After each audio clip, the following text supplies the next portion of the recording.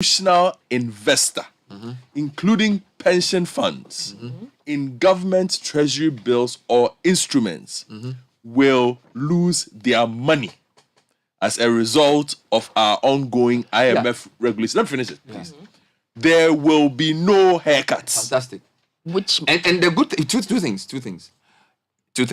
That point, you see, he was speaking to the market. Now the market has responded because as we speak, there's a story this morning on Bloomberg. So Citi jumps the highest since 2019 as government rules out bondholder losses. Yes. Government set debt targets for 2028 and thinks of new FX measures. Now let me just read Kodonto is reporting with Moses Jawood, these two Bloomberg guys, together with somebody called Yinkao Bukunda. Ghana's currency surged the most in more than 3 years after President Akufo-Addo said the nation's bailout talks with the International Monetary Fund wouldn't result in losses from bondholders. So maybe I'm wrong. The foreign bondholders have been assured that their money will not be defaulted on. The Citi advanced as much as 2.7% on Monday, the biggest increase since April 2019, before paring gains to 1.1 to trade at $13.85 a dollar at 2:08 p.m. in Accra. The yield on Ghana's dollar debt due in 2032 is 3 basis points to 33.1. I'll explain that later on. So basically, that's what I'm saying, that if the president has said that he was going to give haircut on external debt or dollar-denominated bonds, that would have been chaotic. Okay. So for that one, it's clear. And that's why we are seeing the market respond. Okay. Now, the other issue now is domestic. Don't forget, Mahama also said that the restructuring should not disadvantage domestic as compared to external investors. Now, so what has to happen is we must get clarity from the committee on what recommendations they made. Mind you, the committee is made up of people from various institutions which are players in the market. All right. Now, one of the things that has come up is the announcement the SEC made. I don't know if you have that announcement. There was an announcement the SEC made last week or something. Yes, they sent out a circular to investment banks. Oh. Yes. I think it was on your website. Yeah, I think, if you can read some highlights of it. Directive to market operators on the use of fair value through other comprehensive income, mark-to-market valuation method in the valuation of clients' investments of assets and securities and portfolios in the securities sector. So the Securities and Exchange Commission, here and after referred to as SEC, is the statutory body mandated by the Securities Industry Act, as amended by the Securities Industry Amendment Act, to promote the orderly growth and development of an efficient, fair, and transparent securities market in which investors and the integrity of the market are protected. SEC also has a mandate to maintain surveillance over activities in securities to ensure orderly, fair, and equitable dealings in securities and to protect the integrity of the markets. Now, pursuant to sections 157 and 197 of the Act, the SEC hereby reminds all fund managers, investment advisors, custodians, broker-dealers, and trustees of collective investment schemes to ensure that all audited accounts are prepared in accordance with internationally accepted accounting standards adopted by the Institute of Chartered Accountants. Jump to 2. Yeah, that's 2. SEC further directs fund managers, investment advisors, custodians, broker-dealers, and trustees to report any contingent liabilities. The SEC has taken note of the current high interest rate environment in Ghana with its adverse effects on liquidity in the secondary market for bonds and high client redemption requests, necessitating the sale of investment securities ordinarily designated as held to maturity. So people want to cash in early. Why are people requesting to cash in? Because they were told heard there will be a haircut. Yes. Through whatever means. Go ahead. So people were supposed to wait till their investments mature, but now they want to cash in early. Now, and some did cash in early. Some did cash in early. Yes.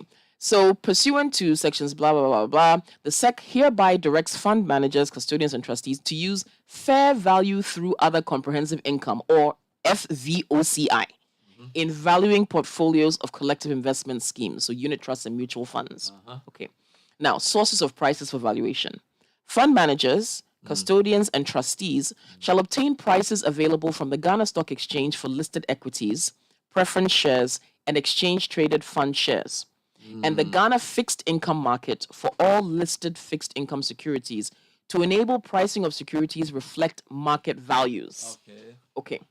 The Ghana fixed income market shall make available end-of-day prices for all fixed income securities in 2023.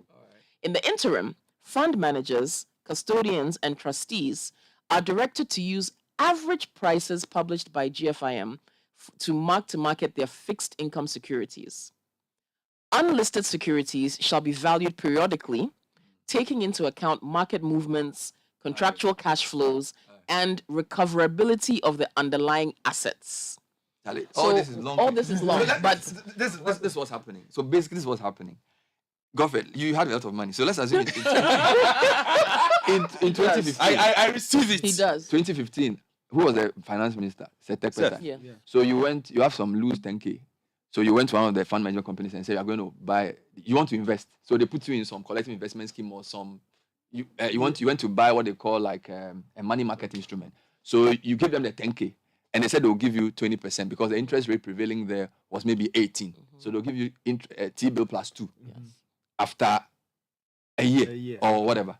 Maybe, and you were sort of renewing it after every year. They call it rollover. So 2016, you get your 10,000 plus your 20%.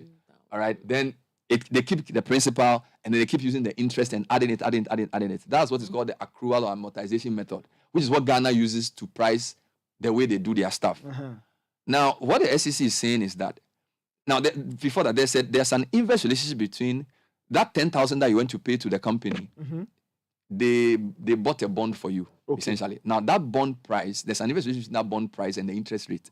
So in a low interest rate environment, the bond price is high. Now, when the interest rate goes up, the bond price falls. Good. Now, we are in a very high interest rate regime. So it means that bond prices... Good. So if Ghana's interest rate has now is like 35%, now in using the accrual method, it would have meant that your 10,000, which is your principal, will still remain 10,000. Right? Then your interest that you were getting 20% will be calculated on it. So you get your 10,000 plus 20% in the accrual method. But in the what they are now saying is that they must price that 10,000 bond they sold to you at market to the market or fair value. So that 10,000 that you paid, which is the principal that you give them, it's, if you look at the interest rate that is prevailing, the value of that 10,000 is probably 6,000 today. Okay. So they will say that even though you give me 10,000, in today's money, in today's interest rate environment, that your 10,000 is 6,000. It will still not affect your interest. So that your 20% you are getting on the 10,000 will calculate it for you. But the principal, that's what fair value. Good. So two things. Let me just finish this. So a lot of people prior to this announcement were just cashing in. But the companies are saying, no, if you cash in now, you are losing.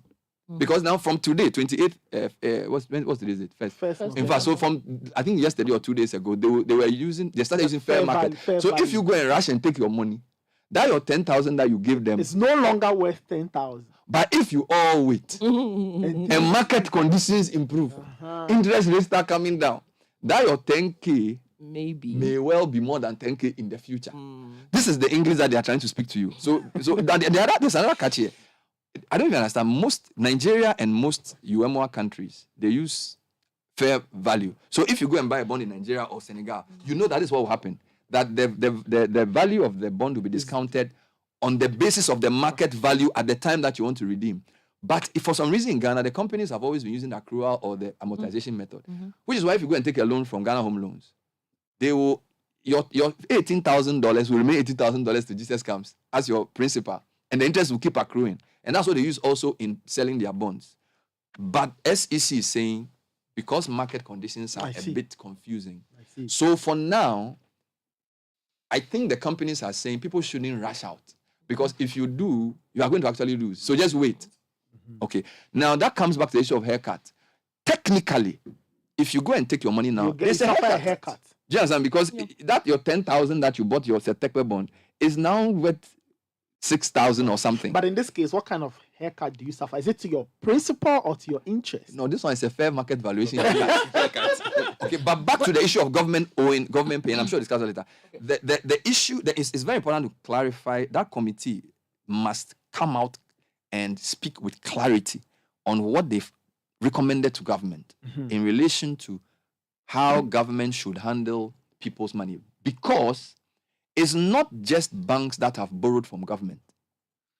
Pension funds and other tier 2 and 3 organizations, by law, are supposed to put about 60% of our money in government something. So if your pension is whatever name they call it, and you've paid your normal SNIT and you're giving them your extra money, the employer has paid, by law, they are supposed to buy government bonds.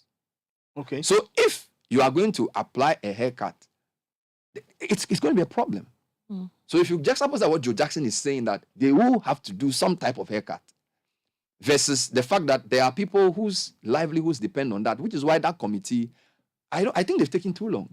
And I think that We've been asking. you see, in a situation like this is not something you go and discuss in a boardroom and then you comment to somebody and say we are discussing. It's like COVID. Every week you must tell us Something. yes. So, in a sense, the uncertainty around these collective investment schemes has calmed down a bit because of this SEC announcement that Charlie right now is using fair bucket. So if you run out, you're not going anywhere. So now people will cool down. But there will be a lot of concern about people's, in fact, even banks.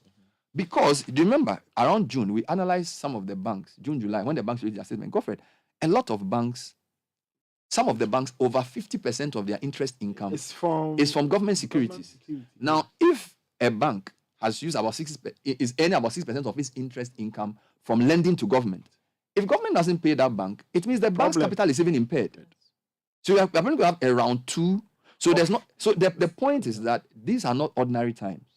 So there has to be a lot of careful communication. Okay, I know a lot of people are making just around the issue of money doesn't like noise. But I think the point is very clear that you can sabotage your own economic fortune by acting in a way that is ill-informed. All right, and which is why economic decision makers must be very clear in what they say. All right. And No, but because Bernard, that has been the one thing we've not had. clear Clarity. Clear communication. And the track record is there. We could mention 5 or 6 instances where the communication has not been clear, including the seminar one we had on Sunday, which required the information minister on Monday coming on Citi Breakfast Show to clarify, and then having to make rounds the entire country. Yesterday, he was on every radio station. it's been occasioned by a question asked. You asked here, yes, that's what I'm saying. He ended up on every radio station in Accra yesterday, clarifying that question. Yeah, because generally that's how things happen. The president will speak. But it should not He will be speak. so. He will speak in the big ideas, and then we will break it down. That's how it works. No, but Otherwise, how we get work to do? but we should not. We should not. This is what we don't want. If the man speaks, usually when the president speaks, the Nathan will also call Kujo. The reason why that's the work. The reason why I'm sticking with that But point. if the president says everything there's nothing, then Nathan will come. He gets play music. No. This is a policy statement, basically. It's a policy statement. I'm saying that those who are listening from the point of view of the market have responded to that. So, Rightly so. So I'm saying that, you see, They understand. he was speaking to different audiences. In fact, there was some guy who was saying on Twitter that on the basis of what the president has said, anybody who has money can go and buy a government of Ghana bond now. Because in 20 years, they'll make a lot of money. He's right. Yes. Because people are still trading government of Ghana bonds. So the market has understood what the president has said. There will be no haircut. And it has taken pressure off the city for a brief period. Domestically, that's why we are here as media and things to also explain to people, so that they also understand that there are different kinds of haircut. The one for the international people. But technically, most of the experts have also said that if we are doing this, there has to be parity with the external and the internal. So this situation where it looks like Foreigners are protected in a way. it's something going for it, but Actually, we are not even clear on that. We can discuss that because we're not clear. Because we are not. That's what I'm saying. That it's 2 things. The IMF negotiations must proceed quickly. Then the committee must come out with very clear recommendations that is well communicated after the government accepts it. So the committee must give their recommendations to government, and government must come and say, they've given us 8 recommendations, we accepted 7. And this is the reason why I've accepted the 7, and this is what it will mean for you. But listening yesterday, just before tech, you see, that committee was set up to discuss the potential ramifications of debt restructuring, sort of. Yes, please. Again, in listening yesterday to the government spokesperson, there seems to be a certain distancing from even debt restructuring. Let's discuss after 8. You can get into your thing. Yeah.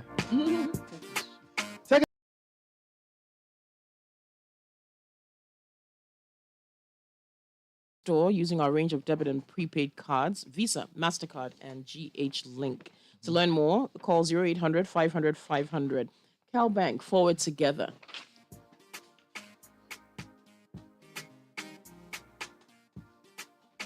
All right. And by our friends at Vodafone, from now until the end of February 2023, you can get free Vodafone broadband installation when you purchase a new Samsung Smart TV. And you also get up to 4 months free broadband data. Now, that's real value from Ghana's best fiber broadband service provider, Vodafone. Vodafone, further together.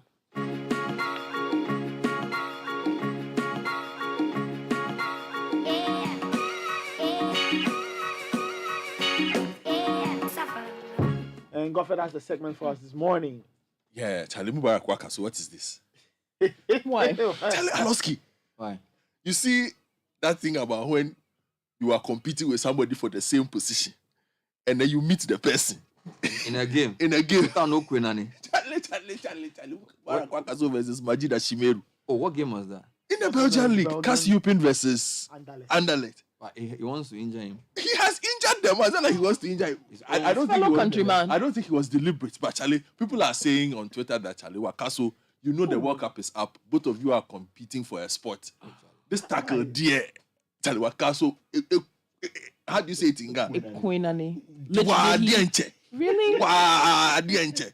Oh. I mean, that's So Majida Shimeru he was must feel it in injured? his bones. He felt it, Charlie. And Ghanaians are far from happy with Mubarak Wakaso, who is trending. Feel it in his bones. And Achu Tamaklo says Wakaso knew exactly what he was doing there. Kalije says, but why Wakaso go tackle Ashimori like this? World Cup, they come, they tackle your fellow Ghanaian player like this. And then a lot of people are really, really upset by it, you know. And then, yeah. So Was he booked for the chat? Yeah, he was. Ashimeru completed the game. Let's put that Oh, on then record. yes. Okay, Yes, then. So but what's the people are like, Charlie, the tackle was not cool at all. So that's also that. Trending is Michael Essien as well. Also because yesterday somebody decided to ask whether a choice between Michael Essien and Partey.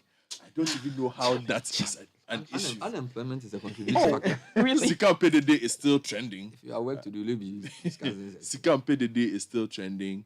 I don't know why Halloween is trending in Ghana, but Halloween certainly is trending. Nanado also trending.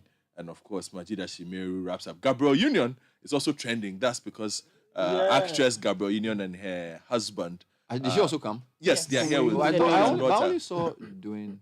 Dewade. They came. Yeah. Oh, she also. Oh, okay, They are but here. I didn't see her. They actually flew in from Tanzania. From Zanzibar. Yeah, where they had been celebrating Her nice. 50th. her 50th. Charlie, Ghana is on the map. Oh, They're actually on the map. filming something about her. oh so she'll do some shots in Ghana. Yes. that's And then nice. after they go to Namibia. Super. Yeah. Come and see me for more inside gist. Oh, Nah. Charlie. All right, so that's what's been up.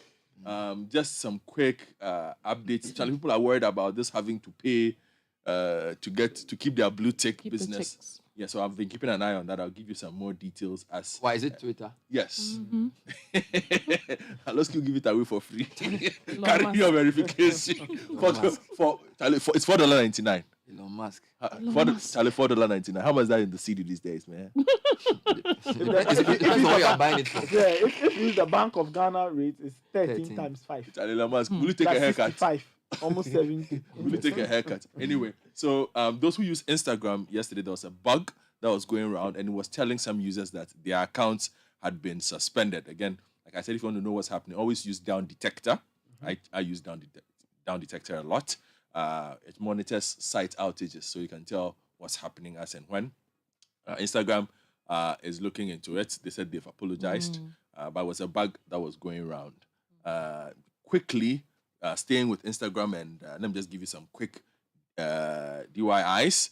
So, how to link your Instagram account to a TikTok profile. Because these days, Instagram and TikTok are the big boys. Everybody's on there except Aloski. Instagram and TikTok. Basically, to link your Instagram, TikTok, you open TikTok and tap profile option in the bottom right corner to open your profile. You tap the edit profile underneath your profile picture. You scroll down to the social section and tap add Instagram. All right. Okay. Yeah. And then you log into your Instagram account. You might need to enter the 2-factor authentication code And then when you're asked if you want to give TikTok your Instagram information, you tap allow. And you're on. Quick. What about those of us who don't want to? Then you Then don't. you don't go through that process. But Kokui is already on it. On which one? Trying to link her Instagram and her TikTok. Did I tell you I'm looking? Okay. It is And true. then She's finally, for Android users, I'm just going to give you some tips. 5 ways to remove what you might call virus, but might just be a malware. But things to take note of. So, for instance, the signs to look out for when your contacts get spam from your accounts, always a red flag. You see a lot of pop-up ads. I'm sure a lot of you see that these days. You notice unfamiliar apps on your phone. The battery drains much more quickly than usual. That means that it might be doing a lot of online activity. So you need to check that. And then you discover that your phone is suddenly using a lot more data. I see. Yeah. So you need to check that as well. And then apps crash a lot. Now, when you see this, a few ways to remove it. Clear your cache. That's one. Everybody knows how to clear their cache. And then delete unknown apps in safe mode as well. So you can restart your phone in safe mode and then delete. And then you can also turn on Google Play Protect. Now, Play Protect is Google's free anti-malware app that checks your phone for the presence of malware and malware-like behavior from third-party apps. Everybody has that if you use an Android. So you can easily do that. You don't have to pay anything for it. And then you can also install anti-malware software. And then the last one, of course, reset your phone to factory settings. Wow. Thank you. That was a segment brought to us by Cowbank and Vodafone. Christy, how long have we been doing these businesses? Oh, just about. Christy, stop. How long are we going to stay calling ourselves small businesses? Oh, but small. Christy, the small is enough. It's our time, oh. Let's move forward. The volumes you are doing now are okay, but imagine doing more. You can expand this warehouse, bring in more brands. Look, it's time, Christy. Let's grow. Hey, but where are you going? To Cowbank. Christy, I said it's our time. Wait for me, eh? Yes, woman, it's your time to grow with Cowbank Women's Banking. With specialized products and services, get easy access to funds for the import and clearing of goods, invoice discounting and funds for local purchase orders to keep the cash flowing and your business growing. Sign up for Cowbank Women's Banking today. Let's take your business to the next level. Woman, it's your time. Cowbank. Forward together. Charlie, some things can be very painful, like hitting your toe against the corner of a table. Or a failed cash transaction because of insufficient funds. But that's where Vodafone Cash Overdraft will help you shop life regardless. Vodafone Cash Overdraft is the latest innovation that adds to your Vodafone Cash wallet when your balance is not enough to pay for your Vodafone transactions. Just dial *110#. Select option 5 to opt in. Now, let's say you won't buy 50 cedis monthly data where you get only 30 cedis for your Vodafone Cash wallet. You will get a notification saying you can access additional funds to complete your transaction. You accept the offer, done. Overdraft. Oh, say yeah. Oh, yeah. The new Vodafone Cash Overdraft service allows you to access additional funds to complete your Vodafone Cash transaction. Be it paying for your broadband subscription, buying airtime or mobile data, or even sending money. Terms and conditions apply. Vodafone. Join the conversation on the Citi Breakfast Show on Facebook at facebook.com/Citi97.3, Twitter at twitter.com/Citi973, and Instagram at instagram.com/Citi973 with the hashtag CitiCBS. Our railway, Yaradua started the railway work. In fact, Obasanjo, for 16 years, you are reviving a railway that we should completely lay aside. A railway we're supposed to lay aside completely. In Lagos State, APC said today, we are working electronic railway. APC state government is running an electronic railway today in Lagos State. The federal government with all the billions of money in their hands are just reviving locomotive India engines for 16 years of democracy. 3 presidents. Why should we remain with PDP? Papa DC Pekin.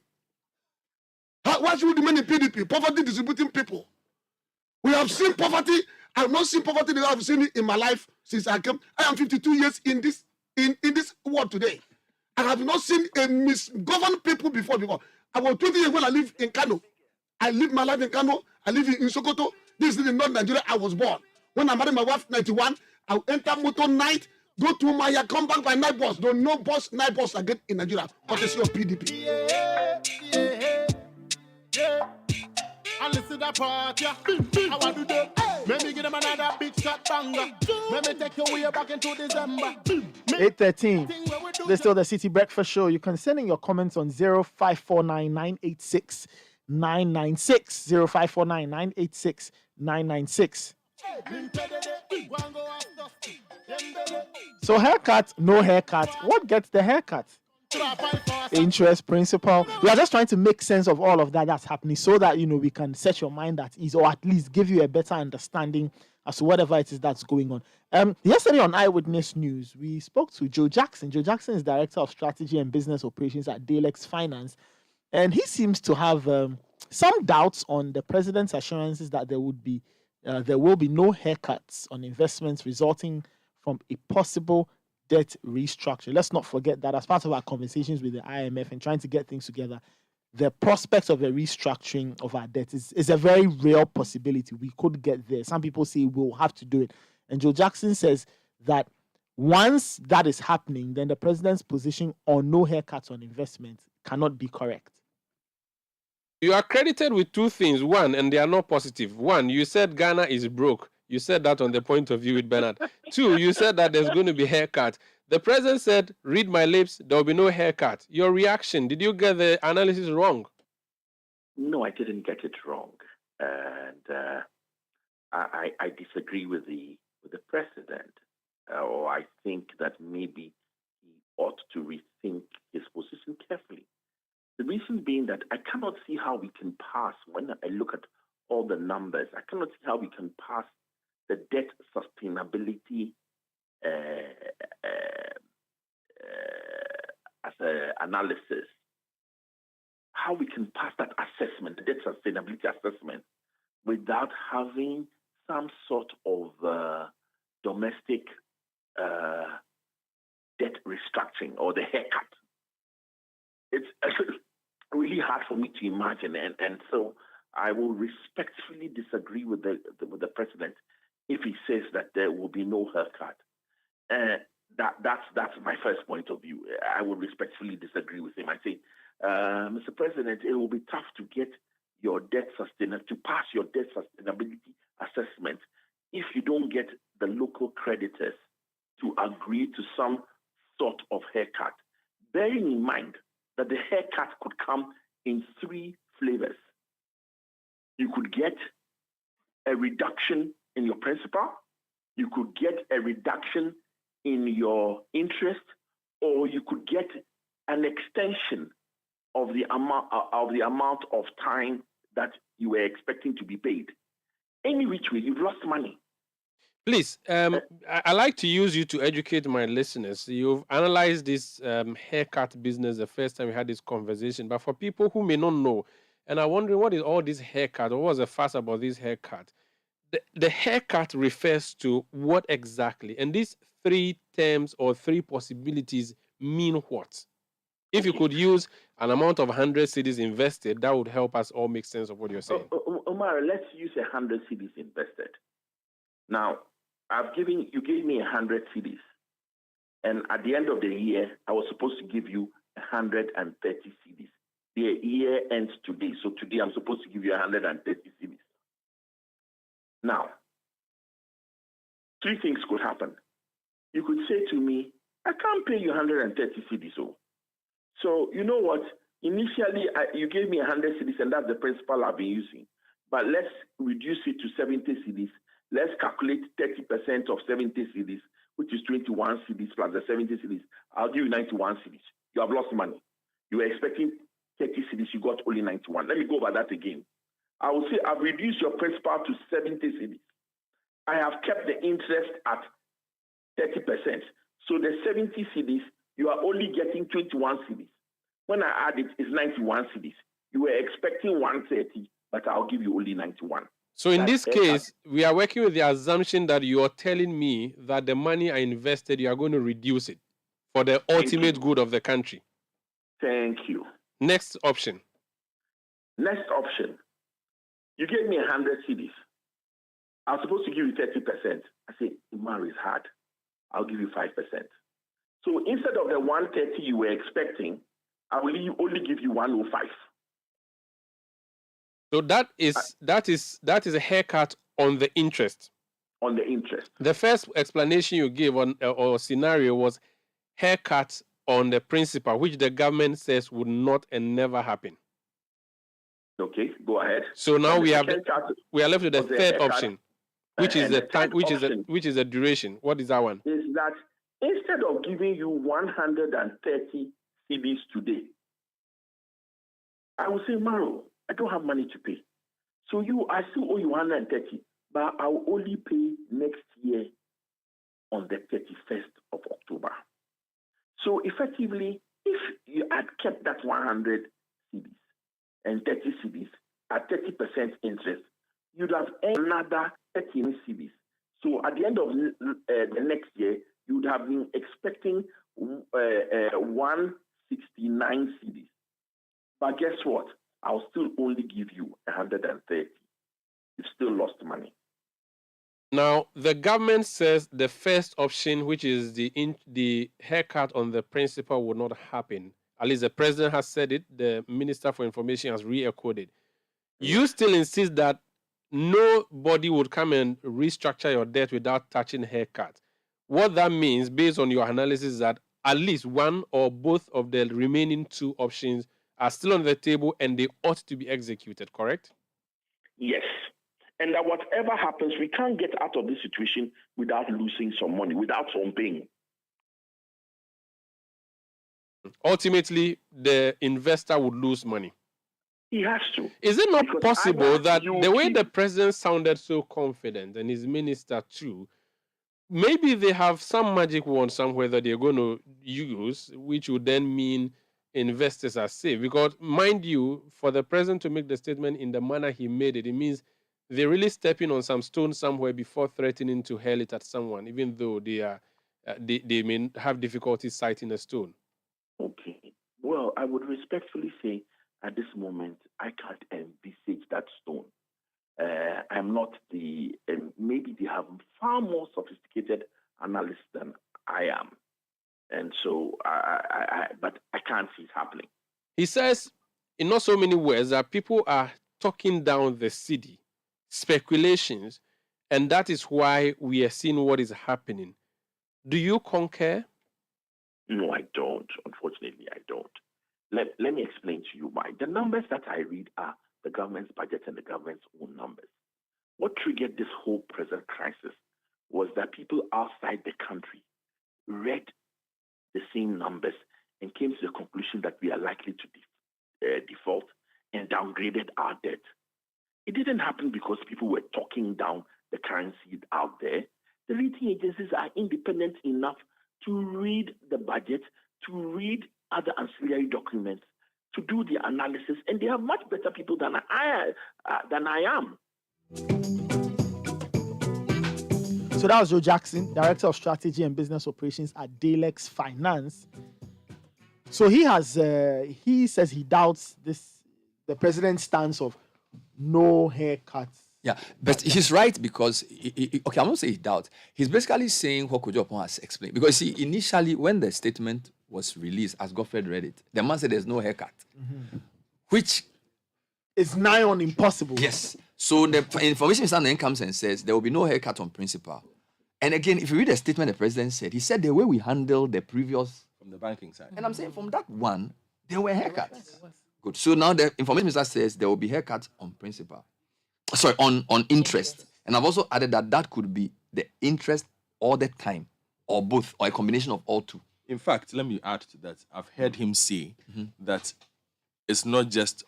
The options are many when it comes to the haircuts. Good. He has expanded the pool. Yeah. So two things. The government must tell us what percentage of its debts it will restructure, domestic or foreign. Because it's a very important point to make.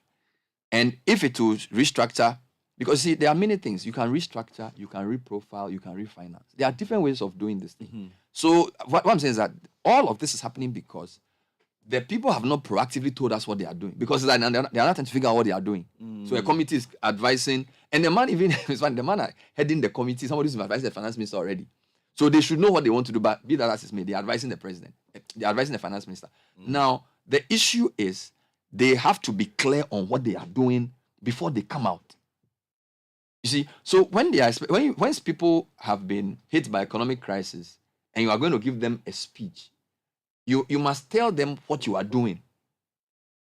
But if you are now thinking of what to do, and Kojo is saying there are now different options on the table, it doesn't help. But to be fair, the SEC's state, so that's one thing. So the issue of haircut, we haven't really gotten there yet because they haven't finished their discussion. But in the interim, the SEC's release that Kokui read already addresses some of the issues. Okay. Because you see, government owes different people. Government owes banks. Government also owes pension funds. Government owes individuals through the secondary market. All right. Now, in relation to these collective investment schemes, like the one Fidelity, EDC, and Databank and Co. manage, the SEC's directive is very clear. So, before the directive, a lot of people, when they heard that there was going to be a haircut, they were basically saying, give me my money. Even if they didn't the money, give my money now. All right? Usually, you put money in those things because maybe you are facing for your child's education, you want to pay off your mortgage or something. And you know that there's a time limit or there's a specific time that you can remove the thing. Most people went to just collect their money. Now, that was going to create a liquidity crisis.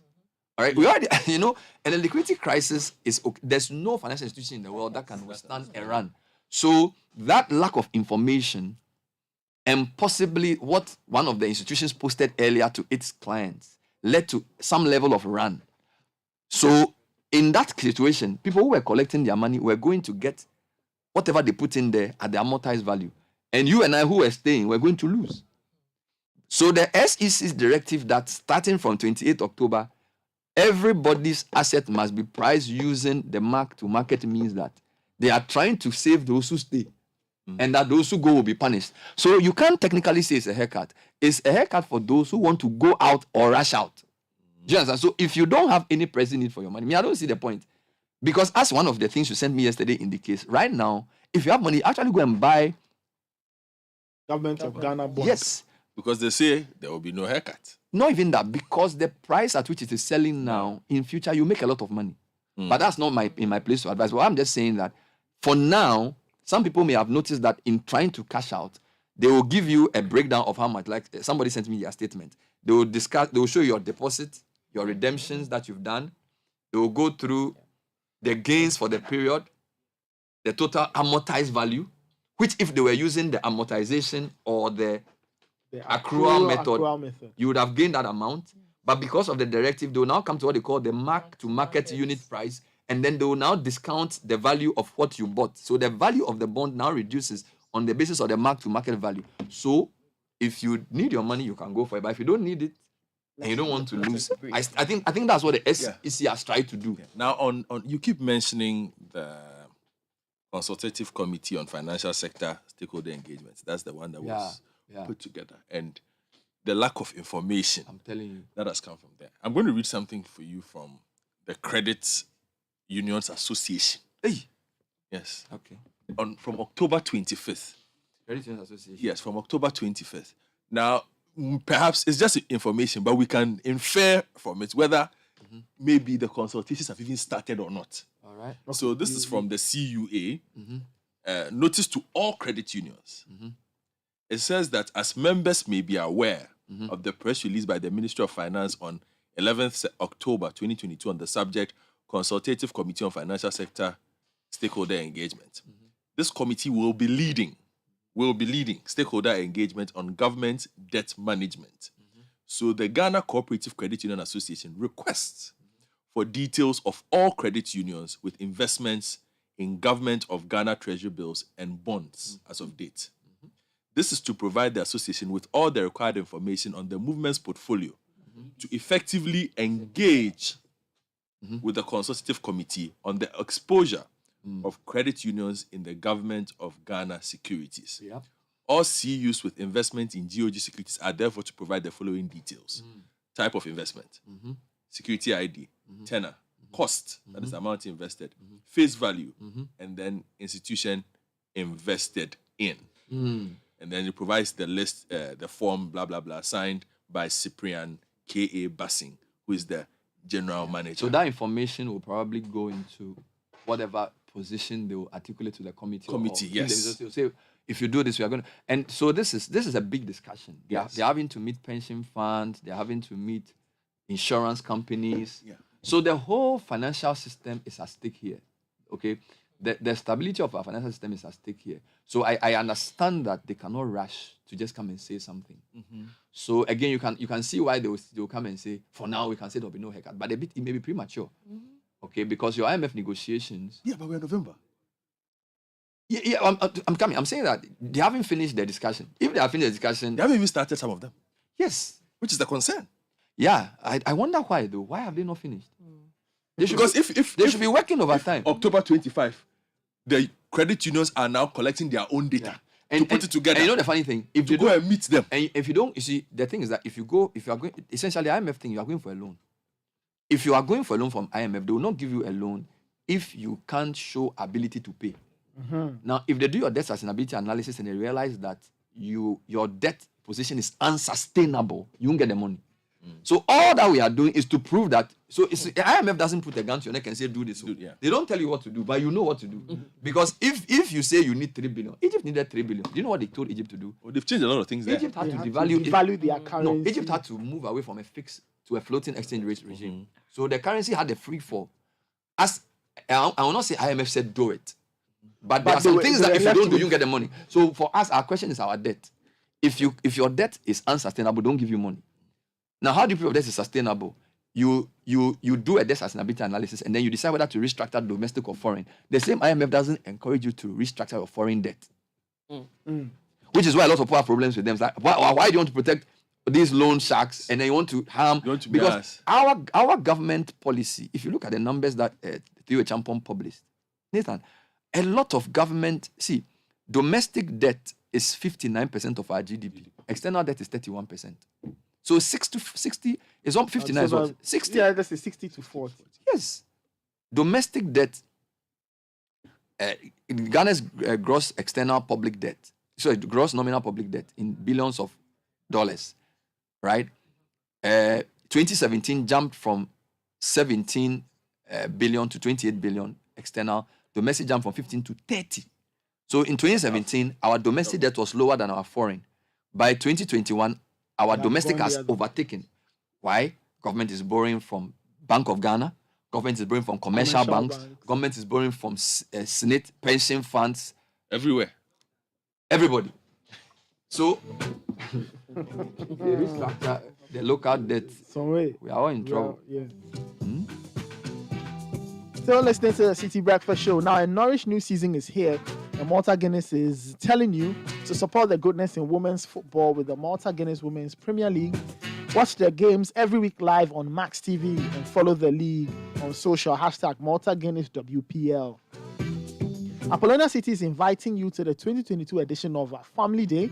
Apollonia City is Accra newest $250 million city equipped with state-of-the-art infrastructure. Come and network with other like-minded execs and business owners and take a tour of our futuristic city as we explore the most viable investment options in today's tricky market. Join us this Saturday, November 12th at Adumwa Place, located at the heart of Apollonia City. There'll be buses leaving the Accra Mall at 8 a.m. See you there. Up next is Your Money. Your Money is brought to you by CBG. CBG, we stand with you.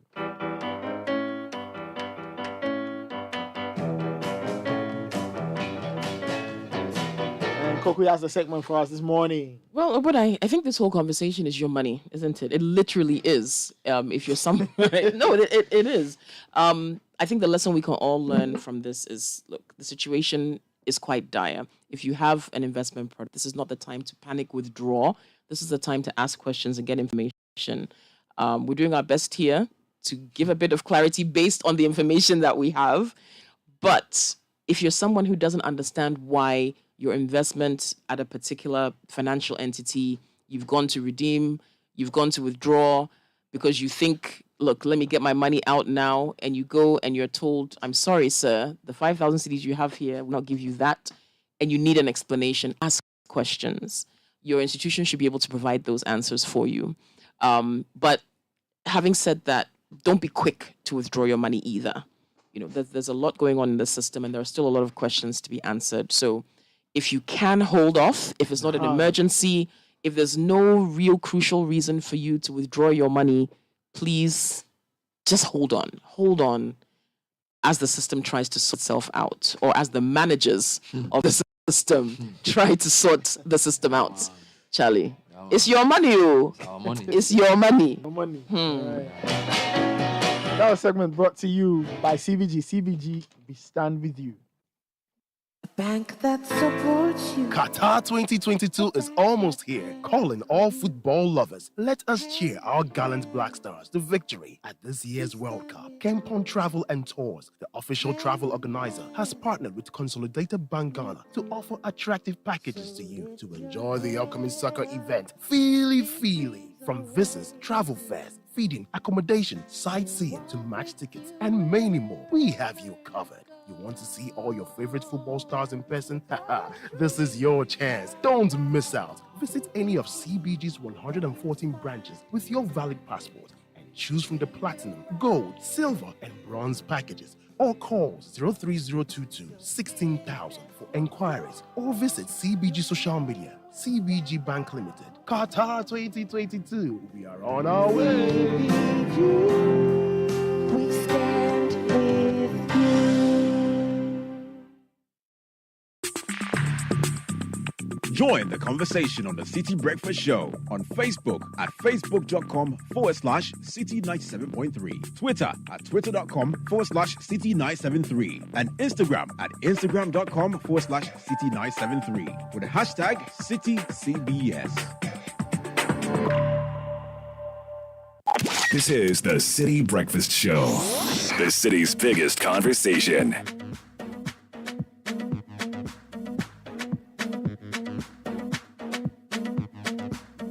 Welcome back. Still listening to the Citi Breakfast Show. Sending your thoughts on 0549 986 996. We'll try and go through your comments before we run out of here.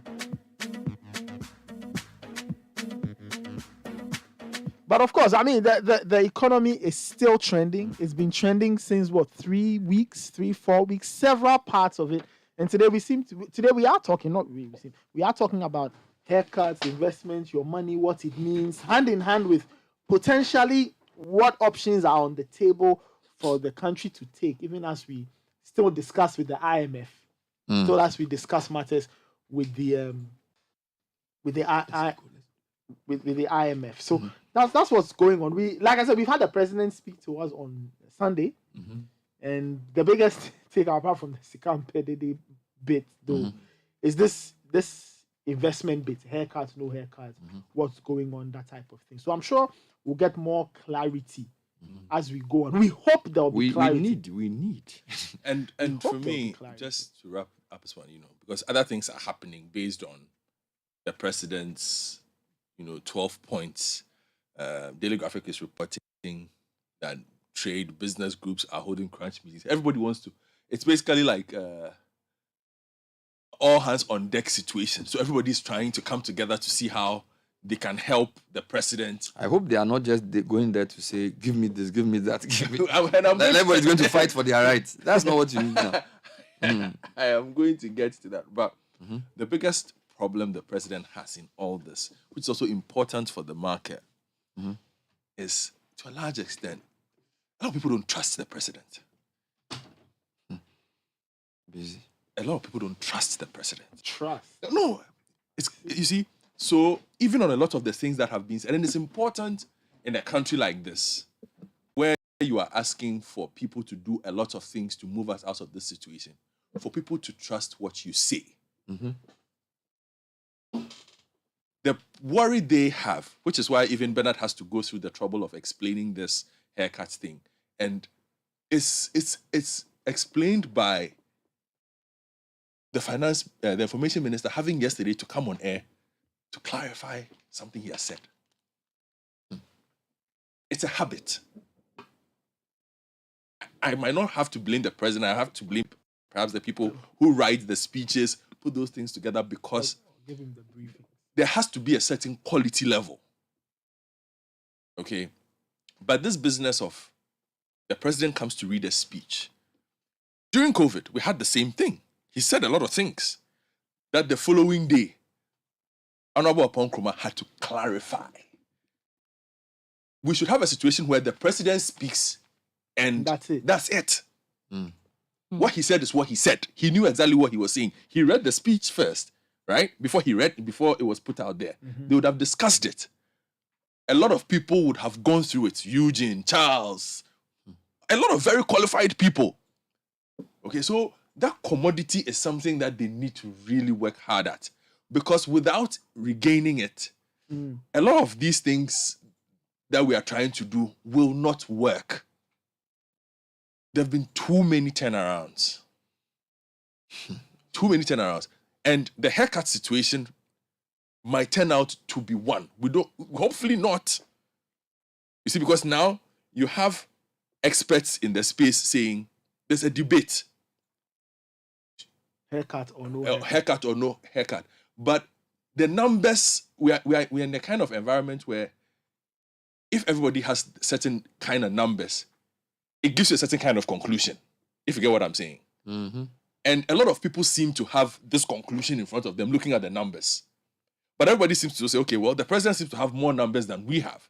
So let's give him the benefit of the doubt. But the thing also is, a lot of these people have been proven to be right over the past 2 or 3 years. But Godfred, I just wanted to say, for me, I think we should separate the two issues. The issue of haircut has to do with, it has to do with the asset side, these big companies. Yes. What is, in terms of, okay, let me explain. Government owing people and what it will do with its debts. All right? Yeah. What people are experiencing with their redemptions is based on an announcement that was made last week or 2 weeks ago. I hope I'm clarifying the 2 points. So generally what will happen with government debts, we are not clear in totality. That's why Kojo Opon kept saying that there are many things on the table. Okay. So you could say because those conversations are not concluded, all those meetings that are being held, the IMF level and then also the local level, nobody's really sure what form the restructuring will take. Right?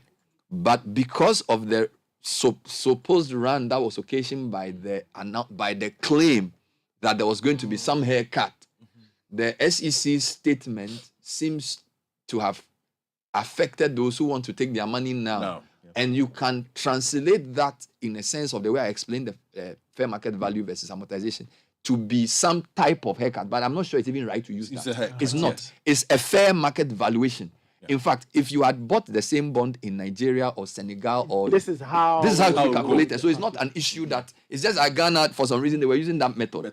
Okay, and even that, in the statement Kokui read, they are saying that if you want to use any other method, justify it. But for now, use the fair market valuation because of the interest rate environment we are in. Okay, and we also need to understand that all of this is also occasioned by, you see, globally, we all depend on the US dollar. And you see, you've said this on many occasions. There's nothing wrong with depending on the dollar. But if all you do is keep dollars to import goods, and in fact, a lot of your export companies, one of the things I found out, a lot of our export companies are not even Ghanaian companies. I was getting there. So you can say a company is exporting pineapple. They may open an account in London and say, so let's assume I'm exporting pineapple to, who buys pineapple in UK? Yeah. Give me an example. Waitrose, right? If the guy who owns the company is in Ghana, he can have a bank account in Switzerland and say, pay the proceeds of my pineapple that I have sold you from Ghana into my UK account. So it will be reported that, Ghana, they have exported 20,000 tons of pineapple. The money will they come here. You see, and these are the structural issues of the economy that we have not dealt with. We keep circling around it every day. We go up and down, and it's coming to bite us. Every country has been affected by the strengthening of the dollar. But those who are weakening quickly are those who haven't put in place any buffers. Our reserves have been depleted more than most. In fact, there was a chart I saw. Ghana spent the most reserves trying to shore up its currency than any other country. Yet the dollar is still strong. It's still beating us. So we haven't done what we are supposed to do. And even in taking a simple decision, look, we are now going to meet this person. Look at the time. Do you understand? So all the things, okay, so, hasn't the president met Guta and all these people? So all these people they are meeting now, what are they? Which brings me to the point I was trying to make. You see, because the large point I was trying to make. It's like there's some ritual, be like, oh, we have to consult, we have to do this, we have to meet this person, we have to do this. But so it comes down to, Charlie, it ends up becoming a matter of, should I trust what he's saying or not? Because he's met all these people before. A lot of the conversations that today is on the front page, restoring confidence in economy, they are discussing who's going to produce oil, who can produce the tiles more, who can grow the chickens faster. COVID. The president met pharmaceutical people. They said they will set up a vaccine institute. We'll produce our own vaccines here. When the Vietnamese said they will not export rice, we said we have to support our local rice farmers. We said we're going to produce nose masks in Ghana. We said we're going to do vehicle assembly. We'll bring in a tax on imported cars. We realized that the world will turn its back on you in a day of crisis. Like and this. COVID was like wartime. So we said we're going to do a lot of things. COVID is 2 years ago. We are still repeating the same thing. So some people are already moving. And then I'm going to read an interesting quote for you from Nathan Quao on the front page of the graphic. We go to page 3. Yeah. It says after they are done all these things, they have finished their meetings. They are then going to meet the president and say that, what can you do for us? Basically. They're not about me, I am. But that's how we do things in Ghana. So yeah, like that, you see, you cannot separate development. Like Ghana, you have to consult, you have to meet people, you have to talk, and you have to do it slowly and deliberately. If you don't do that, they won't buy in. Well, consultation is not a bad idea, but maybe the urgency of it. For me, I'm not the issue. For me, this is what I think. Consultation, I think, is great. You see, I was reading something where they were talking about how developing countries are facing multiple crises. Yes. And the guy who recommended the solution, I don't know if I wrote what he said. He said, whatever the central banks or the finance ministers do, they must communicate it clearly and timeously. I'm looking for the quote. Oh, yes. So I am saying that you can have the best policy. If people don't get the information, they will do what they will do. What they want to do. You see? So the consultation is to prevent that. I'm looking for this quote. Where did I put it? If you don't, I'll find it later.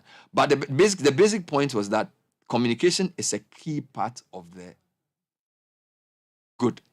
You found it? The combination, this is a World Bank report. They were talking about, in fact, oil price. We'll come to oil price. Basically, the World Bank is saying that even though globally, next year, next 2 years, oil prices will come down and commodity prices will fall, a lot of developing countries like Ghana will still keep paying more for petrol because their currencies are falling so much, right? And so the concluding report, this is the executive summary, said the combination of elevated commodity prices and persistent currency depreciation translates into higher inflation in many countries, according to somebody called Ayankose, director of World Bank Prospect Group and EFI chief economist, which produces the Outlook report. Here's his conclusion. Policymakers in emerging markets, let me add like Ghana, not Ghana, Ghana is emerging, and developing economies like Ghana. So policymakers in emerging markets and developing economies have limited room to manage the most pronounced global inflation cycle in decades, which is true. They need to carefully calibrate monetary and fiscal policies, right? Okay. That means what Kenofrata does and what Addison do, they must work at. They must not work at cross purposes. Good. Clearly communicate their plans. I see. Clearly communicate what? Their plans. And get ready for a period of even higher volatility in global financial and economic and commodity market. Let me read this. This is not my saying. He's called Ayankose, director of EFI, chief economist, something. The big guy. Policymakers in emerging markets and developing economies have limited room to manage their most pronounced global inflation cycle in decades. They need to carefully calibrate monetary and fiscal policy, clearly communicate their plans, and get ready for a period of even higher volatility in global financial and commodity markets. So communication is a key part of this economic mess solution. So when you speak, you have to be clear. I think we've emphasized that point. Yeah. I think we've emphasized that point. Again, on these business meetings that are ongoing. So Nathan Quao says they are meeting, they are going to engage on it.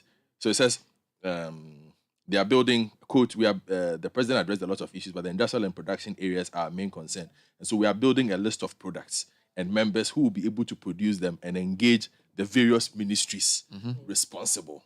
Okay.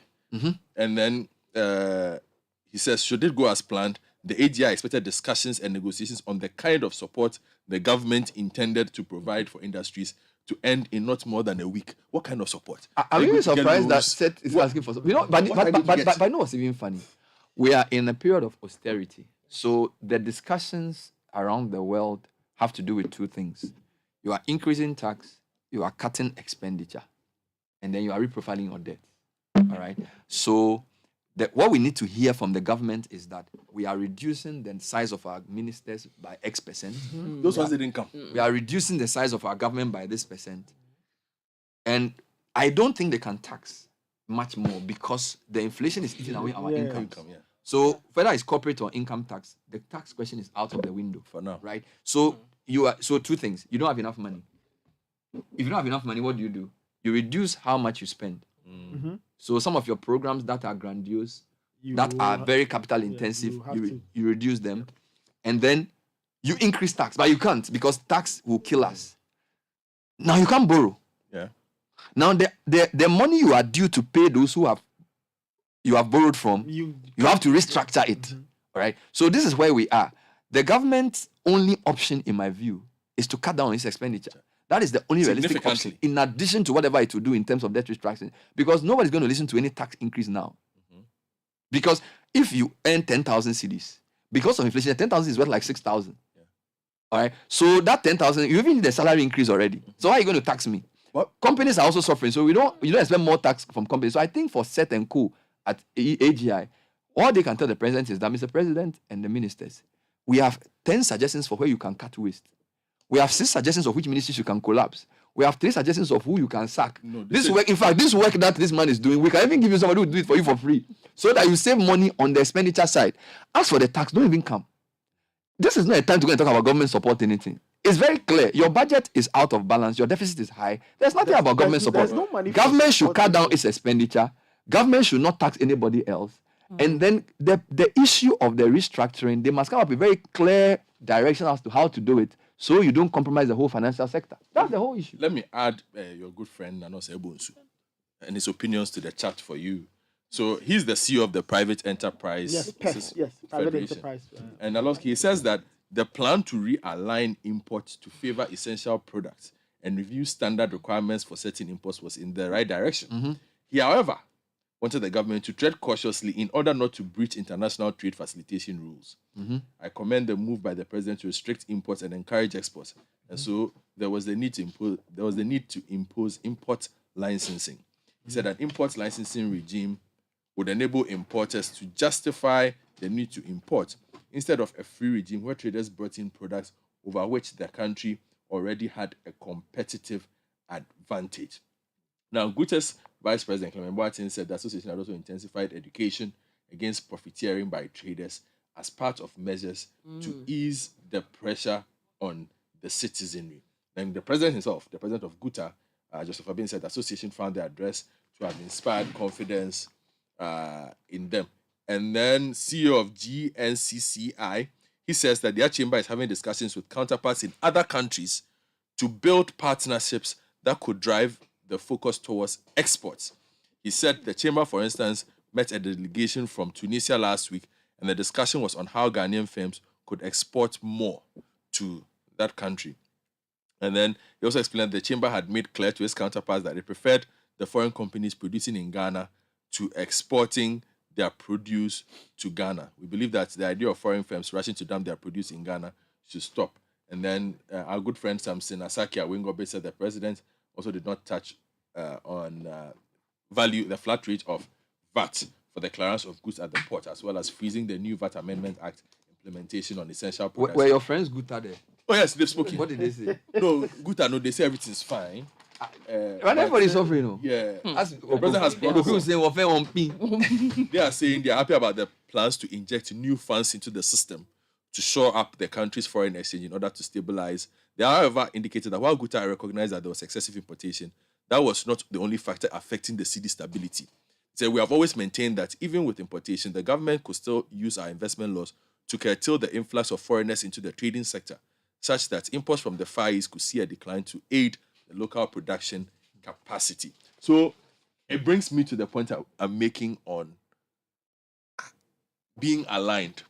At the moment, Alaska's analyzed. Do you know what we are paying the price for? Decades of policy dissonance. We say A and do B. Okay.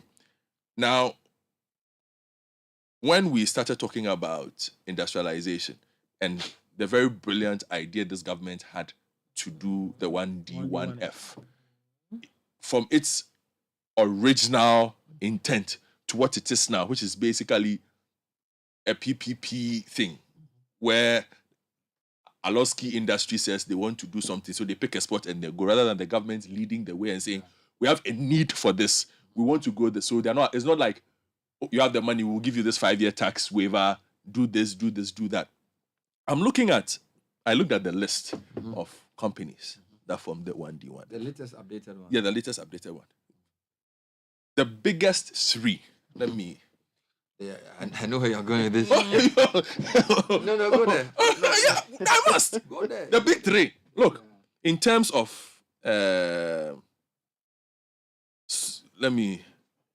size, everything. Yeah.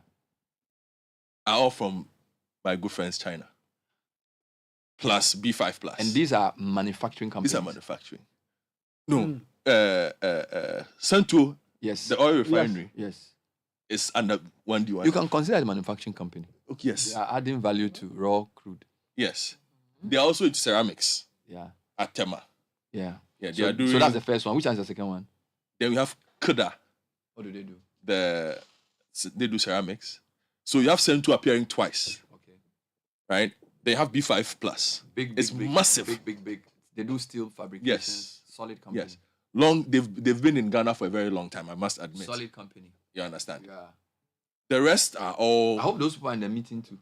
I hope so. I hope so.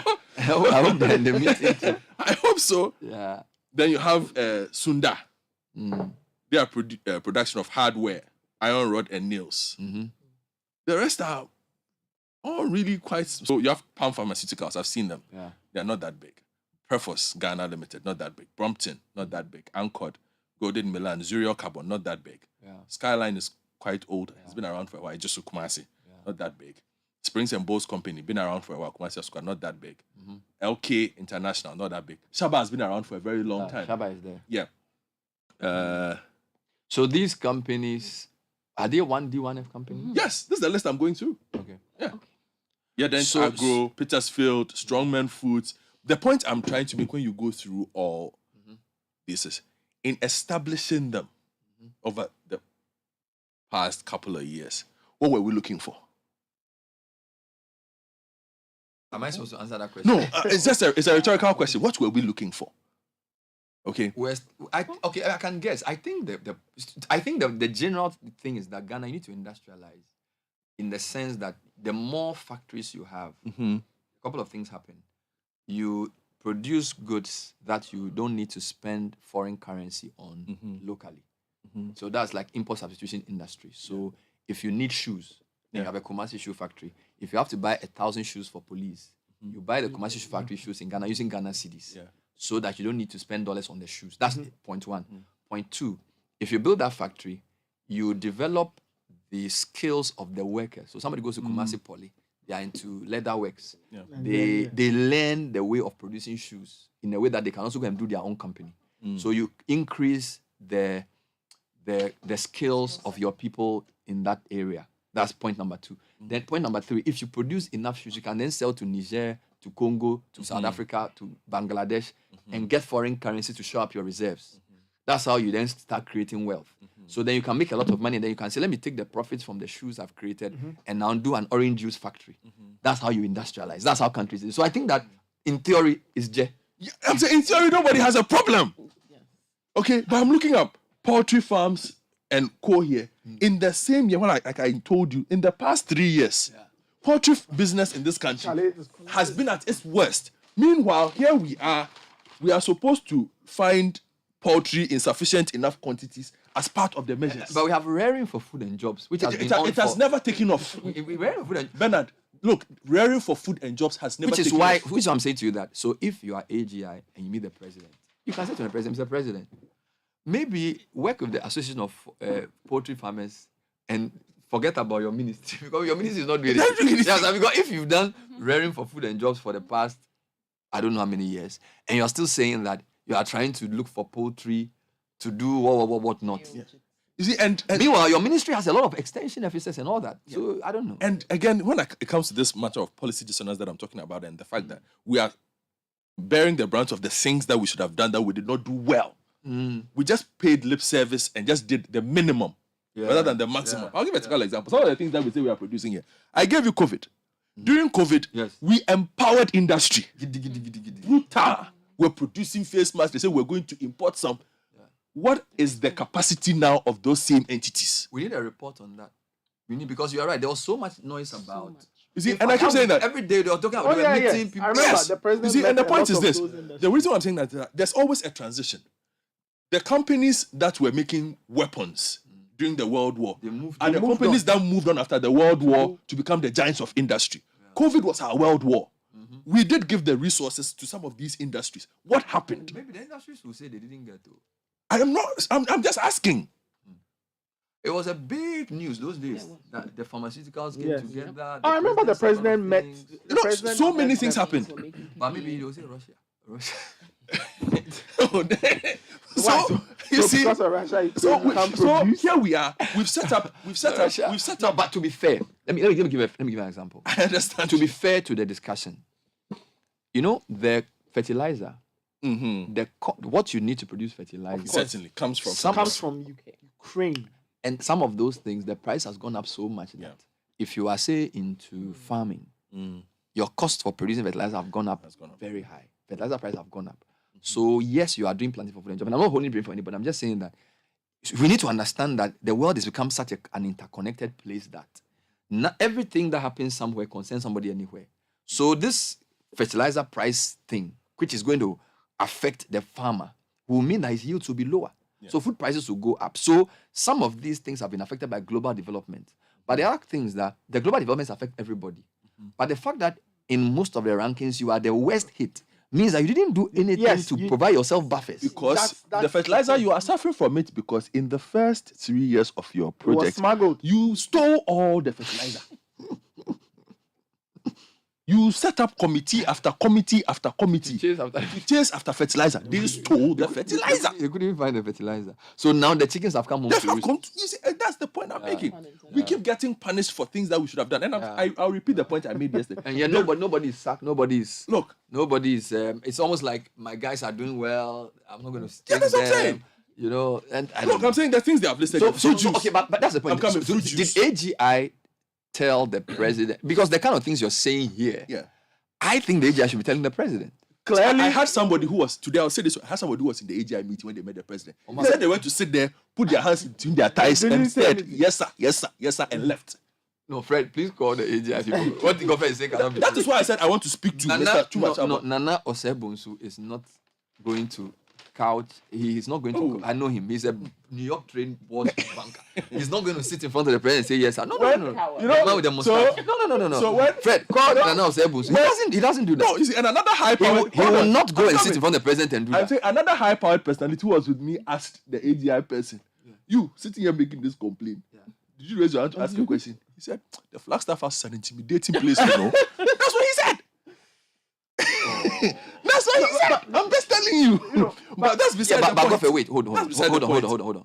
The way, forgive me, the meetings you have with the president, is it just like you go and say, don't you present like a position paper or something? Because if AG is going to meet the president, you go and sit there and say, "Okay, teacher, please, I want to ask the question." Is that how you do it? Like, no, I don't think that's how you do. No. Let me ask you something. Look, if the president says journalists or morning show hosts should come and meet him and to discuss our problems, we'll probably meet a month to the time. We'll discuss and we'll put together a document and get a lawyer to write it. Then when we go, Then they'll say, okay, you speak good English, so you summarize the points and give to the president. The president gives this. So I don't think they just go and say, I want to say something. No, but Bernard, my question to you are they right? But Bernard, my question to you is, they don't just go and ask questions. You know Mr. Chuma Kwabo and all the Oh, they be solid very guys. well. Solid. Humphrey Dacket. Yes. Powerful. Question I'm asking. Yeah. Is, I'm sure they see what industry has been in the country the past 4 or 5 years. Yeah. Output. Yeah. Policy. Yeah. Where we stand. Yeah. Would they not have raised those questions previously? This conversation that you are saying is not a new conversation. Yes. So it should not have taken last week's It's meeting. only new in the sense that we are facing heightened inflation, We are exchange rate going depreciation. through- Like we are everything is going become through like the- we are in like crisis mode. No, but Bernard, we've been in crisis mode for 2 years. But it's gotten worse. I know, but I'm just saying we've been in crisis mode for 2 years. Also because you are looking at outcomes. And for me, that is where it always ends up. We are looking at outcomes. Most of these policies, the outcomes have been what? Godfred, don't forget that we should. Maybe I expect too much. We should be a bit soft on these AGI people also because you see. No, I'm not AGI, targeting them. I'm coming. AGI is only as powerful as what it controls. You are an import-led economy. You don't produce any, you don't produce much. So your AGI, two things. A lot of your foreign-owned AGI people, they don't really care. With 126 new industries joining in the past 5 years, should AGI not have been more powerful? These are long-term issues. We went through decades of deindustrialization. We've persecuted business owners in the past. A lot of business people don't even want to be seen with any politician. A lot of business owners don't even want to come on the front page of any newspaper. Yes. And a lot of them, so it's not like the business lobby in Ghana is not that strong. So they go and sit there and talk plenty. But we're paying the price. In fact, they don't even. Okay, in fact, let me ask you a question. We're paying the price. Yeah, because so we are an import economy. So a lot of the only thing we can do is traders. So traders can say, yeah, that's what they did in Kumasi. That's the only thing they can do. There's not, if agency don't produce, they'll say, oh yes, we'll import the rest of it. So HI don't have any, they don't have any power. It's good. And the other thing is that because what they do is so difficult, they don't have a lot of time to be chasing the president and things. They will just do what they have to do. So I think obviously because some of the decisions the government takes affects them, every opportunity to meet the president is a good opportunity. But for me, this is the issue. Look, let me give you a clue. In Nigeria, yes, the government says they are going to print new notes. You know why? Yeah. Because they say about 85% of the money in circulation is not in the bank. Yes. So what they realize is that you cannot Going to mop manage what you are not in control of. Yes. I think a lot of our economy, even the we are, you see, in fact, we are even giving the people who are economic managers, a lot of the things that it's not even in their hands. It's so informal. Things are passing through backdoor channels. Why do you think Adongo is telling you that whilst the BOG sets the rate, Abuchi is the one who decides the price? It may sound funny, but he's basically saying that there's the economy, the way it is structured. If you are the trade minister, you will say some things, but there are so many things happening you can't control. If we don't have a more efficient government and a more relevant way of governing, our economic decision making must be based on the reality on the ground. A lot of the theories we learn in school don't apply when it comes to Ghana, because the way Ghana works, people do business behind the scenes. They know how to do their own thing. They circumvent a lot of things, and because the government itself is corrupt, so the people themselves, they find ways of, tax officials collect bribe.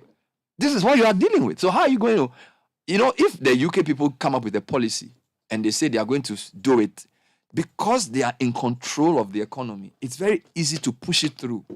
Here, Charlie, informal things, people have double invoicing, the government itself, your tax officials, some of them will come and intimidate. If you don't pay, we'll charge. Then they'll come and say, Charlie, you owe 2 million. Then they'll come and say, but if you do 500,000, we'll see you if you sort out Basa. You see, all of this is happening. Your ports. Plus we are importing so you see, it's multifaceted. For me, if there's anything I've learned, what the kinds of questions we ask politicians has to change. Exactly. The way we engage with them has to change. You are right in a way that sometimes they are too servile. They are too, yes, Amasa. We should stop that. We are the guys who are fueling your cars. It is our taxes that is paying your salary. You serve us. If you are doing the wrong thing, it's not making it look like you are doing us a favor by listening to us. All right? You spend more time listening to a lot of these foreign people, some 2x4 guys from some place who come have audience for 2 hours Then your people who are producing your rice, They're behind the door. they won't even get a chance to talk to you. They're behind the door. These are the things. These are the things. So if we don't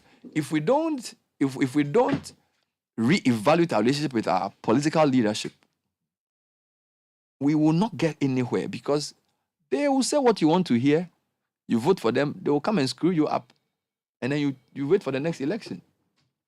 Meanwhile, you can't do anything. Your businesses are collapsing. You don't have food.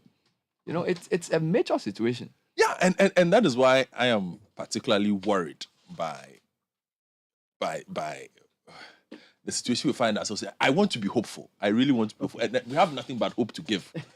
Let's get to the line. Let's speak to Humphrey Ayim Dake. He's president of the AGI. Maybe he can tell us a few things and give us an insight as to what exactly, or the kind of conversation they had with the president. Humphrey, good morning. Welcome to the Citi Breakfast Show. Good morning. How are you doing, sir? I'm blessed. Great. Can you just give us an insight into your meeting with the president? The president has been meeting stakeholders to talk about the economy and what can be done to revive it. You got the chance to meet him. Just give us a few points from that conversation you had with the president. We had a very insightful engagement with the president. I called in listening to your morning show. Okay. Comments from Godfred and Bernard and the team in there. I thought some of the comments were not pleasant, given that we were not in the meeting. And number two, some of the assertions and general comments in your morning engagement was not the best. So I felt I had to call in and streamline a few of the issues. That is why I called in. We had an excellent engagement with the president and tabled a number of concerns from industry. These are not new issues that we have not spoken about before. Many a time in your studios, on the Few TV and a number of publications that we've done, we brought these issues to the fore and engaged relevant decision makers from Finance Ministry, Bank of Ghana, and other policymakers, including the EMC. Let me come up what I can recall immediately. We mentioned to government issues regarding policy incoherence, and it's always been on this subject matter of benchmark discount value and its distortion of our economic fundamentals. We've said it many a time that not necessarily the pricing, but the economic formula or the economic paradigm was being distorted by the benchmark discount value. And they promised by close of year they will do a total reversal. That was something that was inimical to industrialization, irrespective of the one district, one factory initiative that was going on. Number two, we mentioned issues regarding the tax structure, especially the VAT tax structure as it stands, and how it has cascading effect on production and making our productions uncompetitive. These are major cross-cutting issues that were inimical to industrialization. Besides these related policy issues, we mentioned issues regarding pre-taxation instead of post-taxation. And therefore, we felt government should relook at it, considering that in the midst of IMF, there will be contraction of the economic growth, there will be austerity. Therefore, in the space of government, that which should be most advisable is to prop up the private sector to create jobs whilst government is going through its construction and downsizing and restructuring a number of debt-related issues. We went on and also gave an illustration on this rice production. And one of our members, one of our past presidents, gave an illustration on the decap, how we can be very helpful to government regarding this import substitution. And we also mentioned issues related to intermediary goods, how they could be useful for our industrialization drive. We had extensive discussion on a number of issues with government. We spoke about the EVAC. We spoke about policy intervention regarding the gaming industry. We spoke about other revenue measures that could help government making revenue for its sustainability plan. So we tackled all manner of concerns that came up in a very open discourse with government, with the president. Was present with all the ministers that were assembled that day. Very fruitful discussion on all fronts. So I'm surprised at the direction of the discussion. I would have expected that you would have possibly invited us to a studio, and then we could have just engaged on all fronts for the betterment of our country. I can recall immediately. Okay, Yeah. as for the invitation, that's not an issue. But I think you may have, jumped or cut the conversation halfway. It wasn't. We're never intending to, maybe throw water on your efforts. I mean, yes. Sorry. Godfred was running down a number of small, medium-sized enterprises, listed a few 1D, 1F factories. Ghana is predominantly dominated by SMEs. No. I think may I listen to you carefully. No, Gentlemen, but yes, but if you misquote me, I will have to put you correct. So hold on for me. What did I misquote? No, I did not run down any SMEs. I made a comparison in the fact that a lot of the companies that are there, in the situation that we find ourselves in, we expect them to play a much larger role. They have not played that kind of role we expect, based on what we were told that 1D, 1F was supposed to be. And you quoted Chuma Kwaba requesting intervention, and then I recall that is in the front. That I'm reading from the newspaper. That's in the Daily Graphic. That is in the Daily Graphic. And then therefore you should ask the rationale behind the request of intervention. When we request for a pre-taxation policy to post-taxation policy, it's a form of intervention that will boost industrialization. So presumably you should call certain acts for further explanation. But you run it down to suggest that there's no need for such intervention in the period of austerity. When there's contraction from government section, when there's the anticipated low growth, what would be the alternative than to go to private sector and assist private sector to grow and get you employment and get your revenue? We've been discussing EVAC through the GRA. A number of interventions have been rolled out. We are not asking government for increments in taxes. We say, yes, collect the taxes that you already have policies for. Deploy what we call technology to assist you. Where we can complement your effort, we will do that. So why don't you ask for further explanation? There are other interventions regarding the textile industry. In the beverage line, there are automation of the tax stamps and other related interventions that are being rolled out. You need to find out. But Humphrey, I think you are misunderstanding the point. This is completely. You see, the concern is actually in your favor. So I'm surprised that you find it as if it is against AGI. I think AGI has said a lot of things in the past that have not been listened to.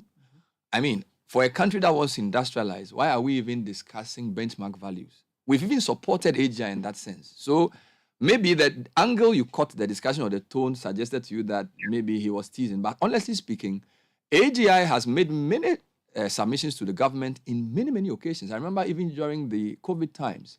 And so the frustration is that whilst we are in need of a solution, there is this ritual of, we are meeting AGI again. We are meeting these guys again.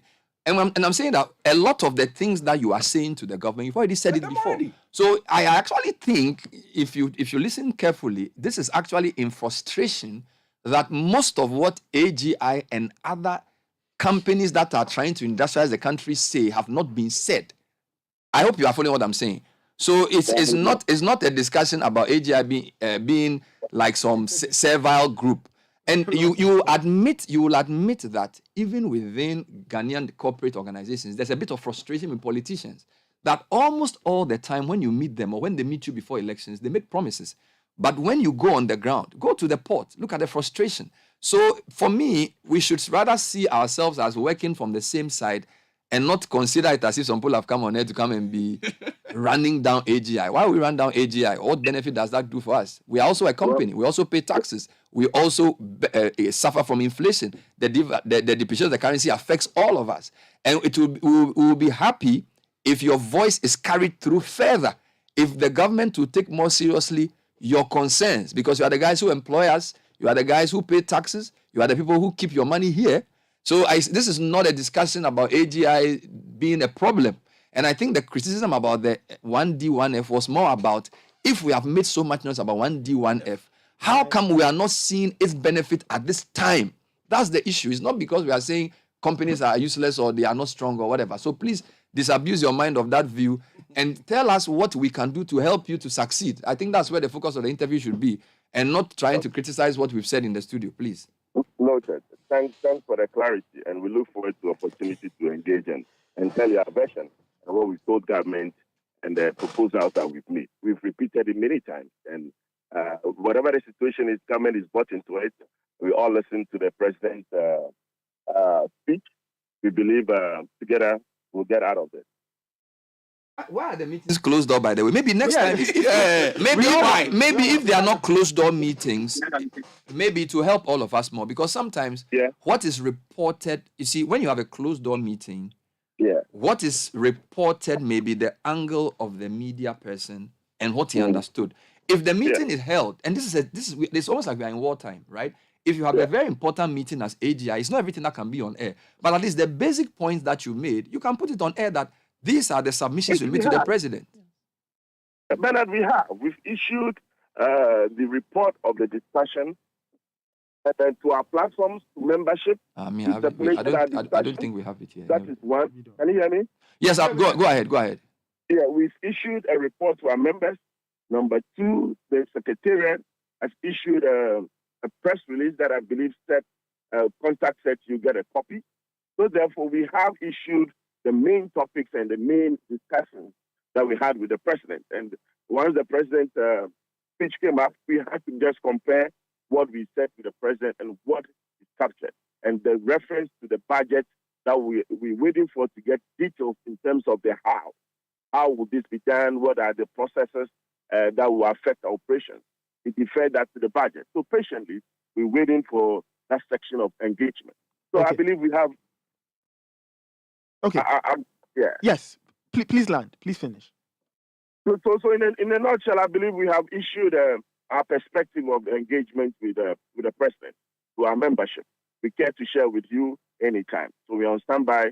I'll get my team and the secretariat to get in touch with you, and we share more of it. All right. Thank you. Thank you so much for your time. We appreciate the input. That was Humphrey Ayim Dake. He's president of AGI. Giving us an insight as to what it is they discussed with the press. We'll get the press release and then we'll get a better idea of what it is they said.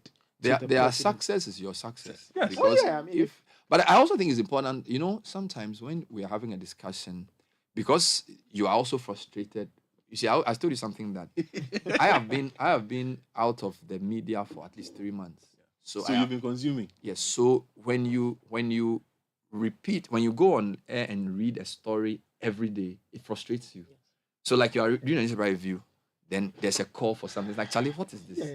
Let's get to action. Now, the truth is that most people don't have that same fatigue. In terms of every day you see the same thing being repeated. They change the angle, they change the story, they put the same thing on the front page. So Godfred is a bit frustrated. So he's sounding in a way that makes AGI feel, Charlie, you are teasing us, you are saying we are not doing the right thing or whatever. And also everybody's on edge because trust me, the economy is people have been impoverished. Yeah, but see, Bernard. So let's not. This is not the time to argue. This is the time to come together to let the politicians do the right thing. You see, because we are on the same side. Yes, and I'm with you on that point. And if you've listened to my engagements on the AGI, my push has for them to become stronger. I have never run down the AGI on this platform. But you are frustrated all the time because every time you talk about AGI, you are like, how can Guta people go and say something and then the president will not do and AGI will say it's because you see in your mind. But that's what I'm saying, that in your economy is controlled by importers. Yes. That's why I said that in the past, people who produce Boati mattress and co, they've suffered. So even people who produce, they don't want to talk. They don't like noise. If I'm producing oil somewhere, I don't want to be in the news. But you see, the importers, they are hit directly by the government policy. And because the port is such a busy place, they organize quick. Okay? If you are in the process of manufacturing iron rods, you don't have time to go and be doing press release and things. Do you get me? So if the credit to them that they even have like an executive secretary, they have a secretariat where they have an economist who's in charge, they are putting policy papers and things. It's not easy. One of my best friends is Western Region AGI. I'll better with you. It's not easy at all. So I don't know. But it's for me, this is the thing. this should teach us a lesson about the way we engage with political people. Some people just seem excited when the politicians call them to meet. Church leaders, they just go, hey. Business leaders, hey. Oh, discuss, be clear, come up with proposals and insist, and then track it. Because as for the meeting and the jamboree and the media coverage, they will all get it too. If the guy comes to you after 2 years and he hasn't done anything, Mr. President, you haven't done what you said you would do. And it's for me that, okay, find the outcomes. Speak truth to power. Outcomes. Speak truth to power. And this is not just in relation to AGI, it's all of us. Even your colleagues, when we go to meet the president, what kind of questions do they ask? You are sitting here talking. When we go and do meet the president, we've been doing since the Mama time. They just go and say, Mr. President, How many of them? Sometimes they even say that we ask back. In fact, when they do the rankings of questions, they always say we don't do anything. They say journalists of Ghana are disappointing. You go and meet the president and you're asking useless questions. Don't they do that? So we have to fix ourselves.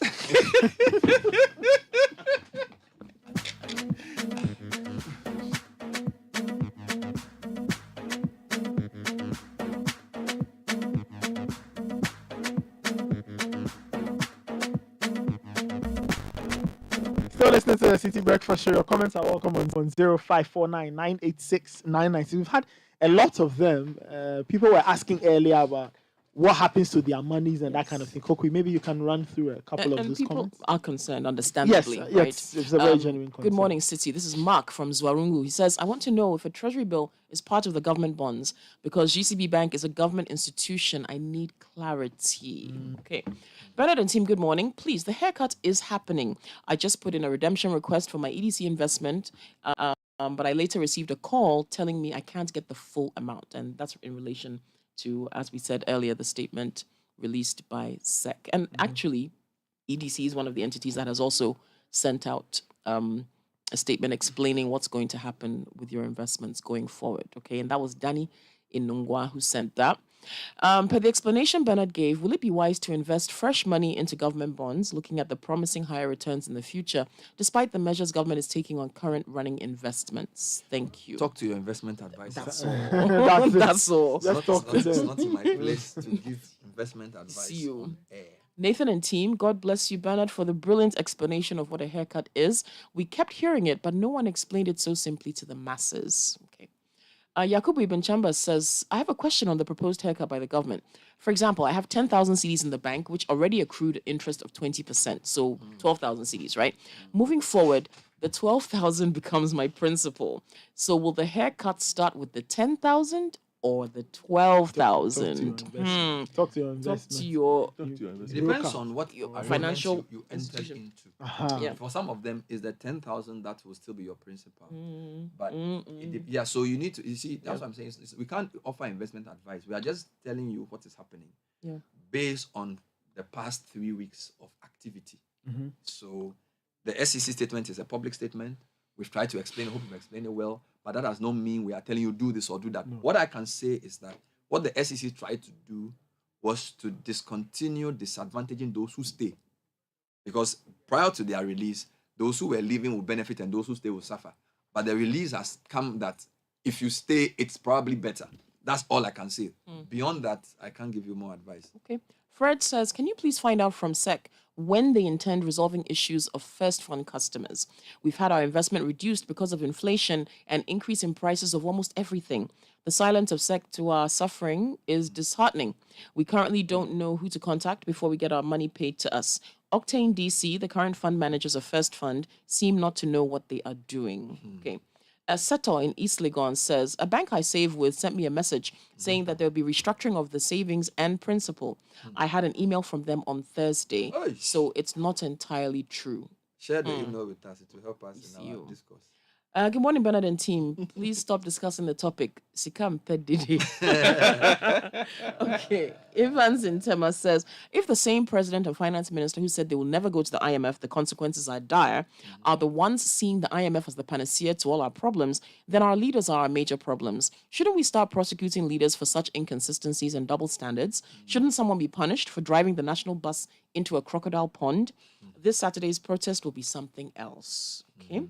My confusion still is, where is the vice president? The confidence with which he spoke about the economy in the past is still needed here. We eagerly await his return. Okay. Bernard, life is really getting worse by the day. Ghanaians should wake up before things get out of control. I just bought tea bread at 10 Ghana cedis, and you know what? I just squeezed the bread a little in my palm, and it has become flat like a sheet of paper in my hand. God have mercy. Wow. Where did you buy your tea bread? No, food prices are going up. You know this. You've said this on every. Yeah, no. Like, Quantity it moved is from also 6. reducing. I'm a regular tea bread. I was told that consumer. Togba is 3 cedis. Depends. And where you're And buying where? it from. Okay, life is really getting worse by the day. Okay, Charlie, the long and short of all the financial grammar this morning is that between January and now, the real value of all our investments is reduced by 50%. But at least we are learning a bitter lesson from talking down the economy. Do you remember, was it Sidi Nuaye Hata? Now, Sikam Pedede. We must call people out so we learn from such self-destructive commentary. I think the former president has carried himself well and managed his commentary on the economy. That's me who sent that. Citi, so what's the difference now between investing in government bonds as compared to collapsing private fund management? That's Eric in Tema who sent that. Ima in Ashaiman says, good morning. This is exactly what they told us when SEC were doing their so-called cleanup. Till date, my investment with First Bank is locked up and I don't know when I'm going to get my money. Danny Nungwa says, I'm on my way to redeem my investment. Elections really have consequences.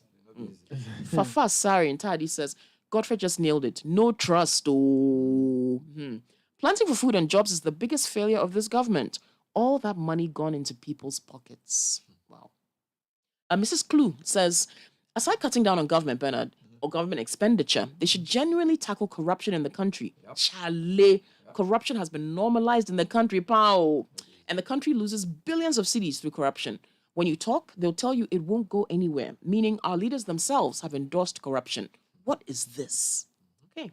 Nathan, reference the repatriation of export proceeds. The policy states that all exporters should repatriate immediately within a period not exceeding 60 days from the day of shipment of goods. That's Kwame Mensah who sent that. Okay. CBS, 4 things I was expecting the president to say on Sunday. 1, dissolve the economic mismanagement team, he puts it, sack the finance minister and at least 2 more of his 3 deputies. It just doesn't make sense to have 4 ministers at a ministry which has nothing to show for their work. 2, the government budgeted $65 a barrel for oil in 2022, while the actual has averaged $100 this year. So take some of the windfall to cushion us. Fuel at almost 100 cedis a gallon is criminally dangerous. 3, fire the Bank of Ghana board, including the governor. 4, downsize this government immediately. If you are captain of a sinking ship, you throw away some of the items on board to achieve stability. 145 ministers at the last count for this failing economy is just ridiculous. This also should include at least half of the Jubilee House 1,600 plus staffers, many of whom their key performance indicator is to sit on Facebook all day and send text messages on radio talk shows.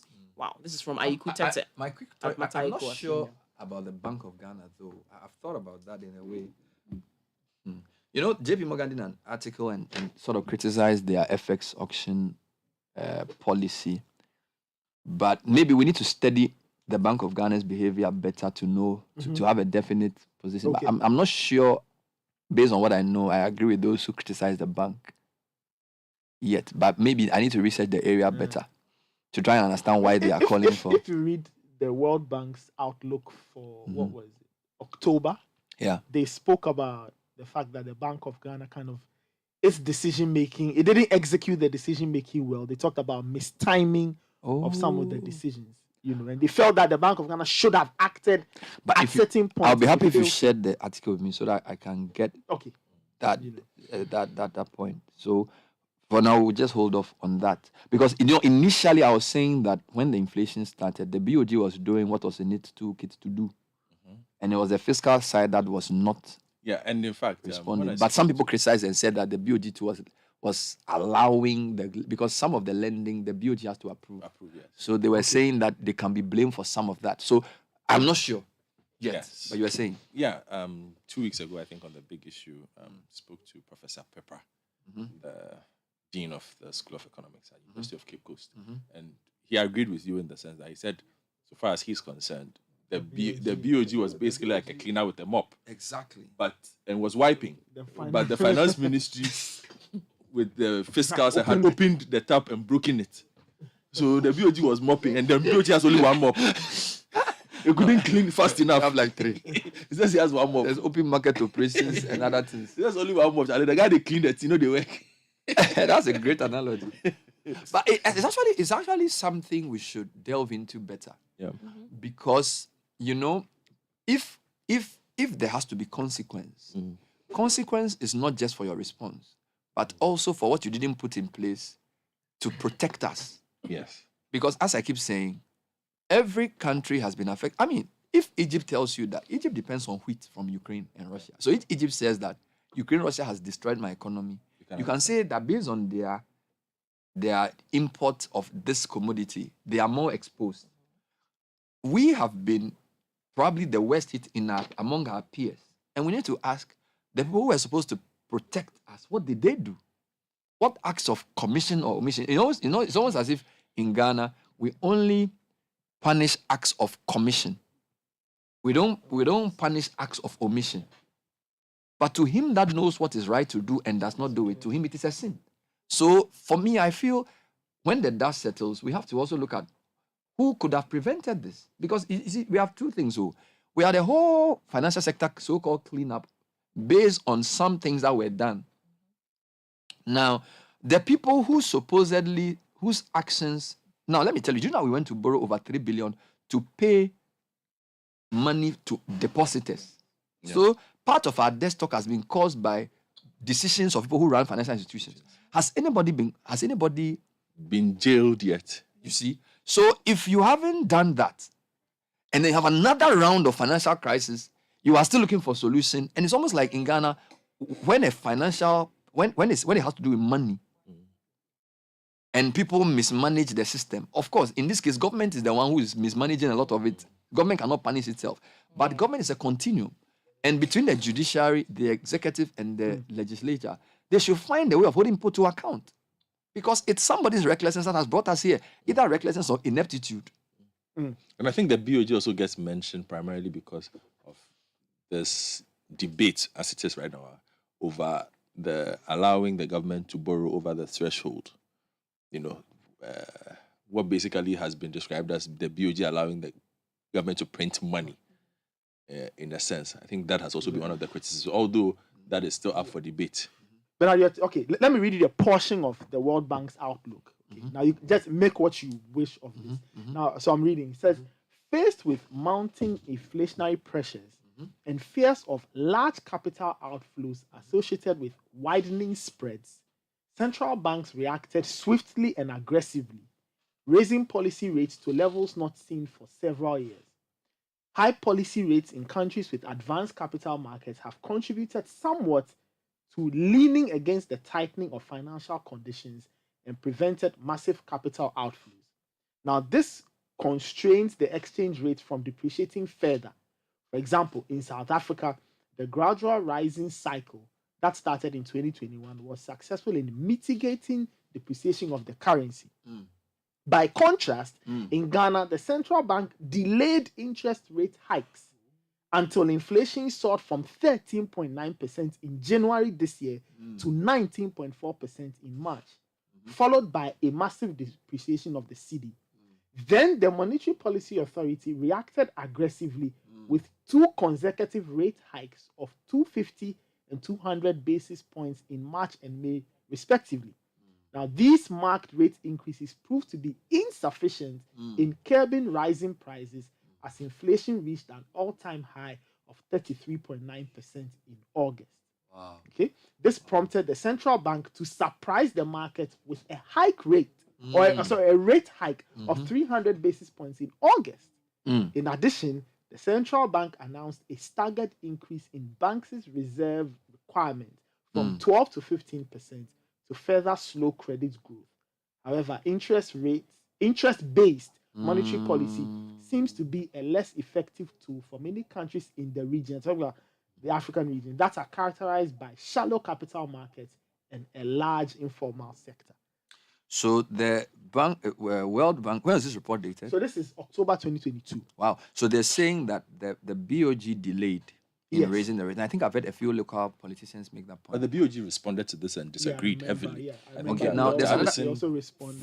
Fine. But now this last week as well, JP Morgan also blamed the BOG partly for the cedi's woes. Let me just read that story to you. I don't know if you saw it. It says, global leader in financial services and U.S. firm JP Morgan has warned that the probable debt restructuring of Ghana's debt would further weaken the Ghana cedi, even if it's an increase in foreign exchange auction sizes or reversal of the foreign exchange purchase policy results in short-term respite for the cedi. In its emerging market quick take on Ghana cedi's performance, it said the Bank of Ghana's decision to purchase dollars from mining and oil companies, inadvertently reducing forex availability within the interbank market, is one of the reasons behind the falling value of the cedi. It also said the loss of confidence domestically has resulted in a significant drain from the financial account, even though portfolio outflows have been relatively limited. The cedi has now weakened by about 6% against the dollar this year, as uncertainties about the need for an extent of debt restructuring increased. The drain of FX reserves year to year means the BOG now has limited firepower to smooth FX volatility. However, we believe the main trigger for the move to the 14.875 in spot over recent days, that's the spot price, can be traced to the BOG's decision to buy dollars from mining and oil companies, inadvertently reducing FX availability within the interbank market. Although the current account deficit is only moderately wider, the loss of confidence domestically has resulted in significant drain from the financial account, even though portfolio outflows have been relatively limited. Based on our risk-reward scorecard, Ghana now looks attractive, but we expect concerns about the scope of debt restructuring to continue dominating, potentially leading to even more Ghana cedi weaknesses, even if an increase in FX forward auctions. So, in a nutshell, the BOG decided to purchase dollars from oil and mining companies. JP Morgan is saying that led to fewer dollars available within the FX market. Now, when the BOG does their auctions, maybe they offer 25 million, people are looking for up to 100 million. So more demand, less supply, it hikes the price. So BOG can respond to this. This is JP Morgan's analysis. This was a World Bank report they have to respond to as well. We also need to say that circulating message that people had, that because of the so-called haircut, and when people started seeing the dollar price go up, a lot of people liquidated their cedi assets and went to buy dollars. Yes. Now, this is the problem. If we all buy dollars, the dollars will keep going higher. See, it's like the prisoner's dilemma in a way, where Kokui and Godfred are caught in a crime. And they ask Kokui, they take Kokui to one room and say, if you confess, and Godfred doesn't confess, you will go free. Godfred will get 4 years. If both of you confess, you will get 3 years. If both of you don't confess, you will get 6 months. Right? It's a prisoner's dilemma.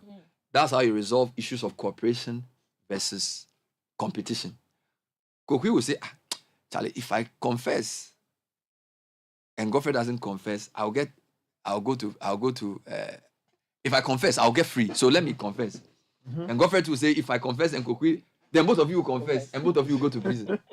Okay. So it's a very perverse way of doing it. But I'm just saying that our collective actions, based on, again, the signals we got in the market about the way the thing was, we all, okay, Mia didn't do it. But a lot of people did it. Yeah. And in doing so, they were actually making the dollar more expensive. But I think the Bank of Ghana has to come and respond to some of these criticisms of its tactical decision making. The BOG... Because when I read this, I've read it several times, and I keep coming back to this point about the timing of the BOG's decision. But what did Dr. Addison say in response to this? Godfred, do you remember? Do you remember the... Was it like a press conference or a press release? No, it was a statement that was released, a very long statement. When was this article written? This October. October what? In October 2020. He responded the day after. Yes. October what? I can't... Because the JP Morgan one is October 23. So that's last week. So I don't know, has the BOG responded to the JP Morgan one? Has the BOG responded to the JP Morgan? No, but they responded to the World. As for the World Bank one, they did respond. All right. Maybe. BOG, if you are listening. It wasn't dated. This is the outlook for October. It wasn't dated in terms of a precise date or an exact date in the month. Business desk, please find out from the BOG if they've responded to the JP. Because this is a very serious...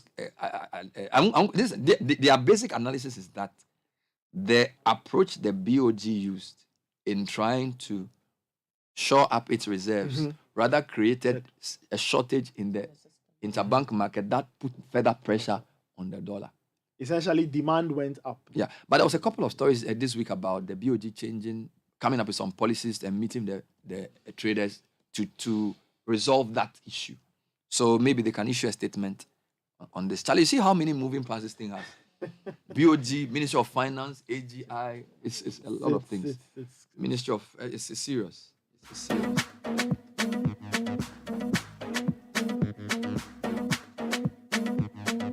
But they all knew a Ghana Pay mobile money service app is here. You can download it from the App Store or the Play Store, and you can do all kinds of interesting things. Send and receive money at zero transaction fees, pay bills, buy airtime and data, transfer money to and from your bank accounts, and do so much more. So download the app. You can also register by dialing *707# and visiting any branch of your selected bank to activate your wallet. Ghana Pay transaction be free. You only pay e-levy. Ghana Pay, your money your way. Ghana Pay is a GIPS and Ghana Association of Banks collaboration.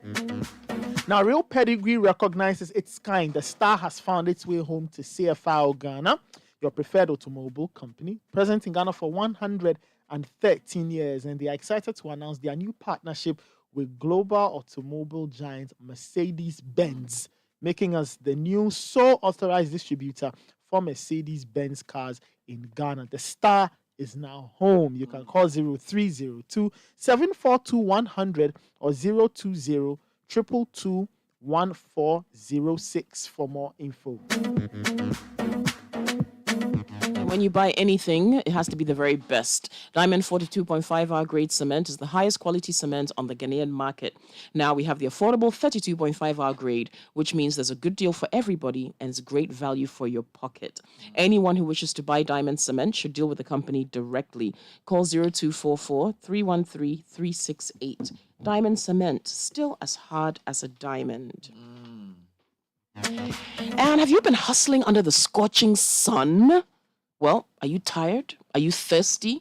Do you need a quick refreshment to quench your thirst and complement your meals? Charlie, but it's true. The sun has come back like with a vengeance. Temperatures have gone up. It wasn't, the sun wasn't out. Then it wasn't just out. decided Then to come out. Boom. Temperatures have gone up. Yes, they have. Because of the Literally and financial- figuratively. because of the financial situation. Yes. Okay. Well, your favorite Coca-Cola, they did for you.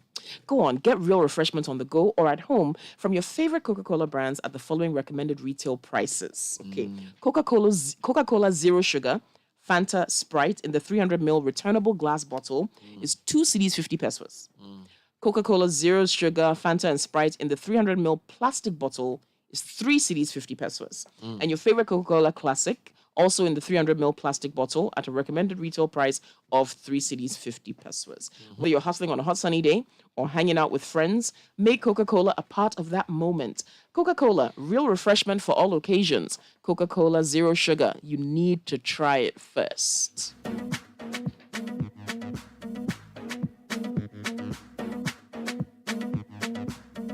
9:45. This is the Citi Breakfast Show. We'll take a very, very snappy break. When we come back, we have more for you. Don't go anywhere. This is the Citi Breakfast Show, the city's biggest conversation. 1xBet. Easy betting, easy winnings. 1x.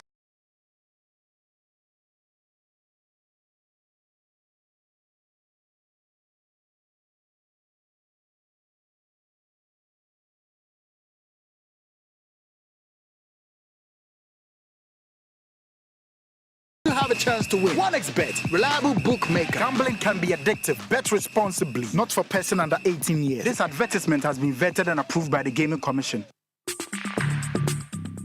Join the conversation on the Citi Breakfast Show on Facebook at facebook.com/Citi97.3, Twitter at twitter.com/Citi973, and Instagram at instagram.com/Citi973 with the hashtag CitiCBS.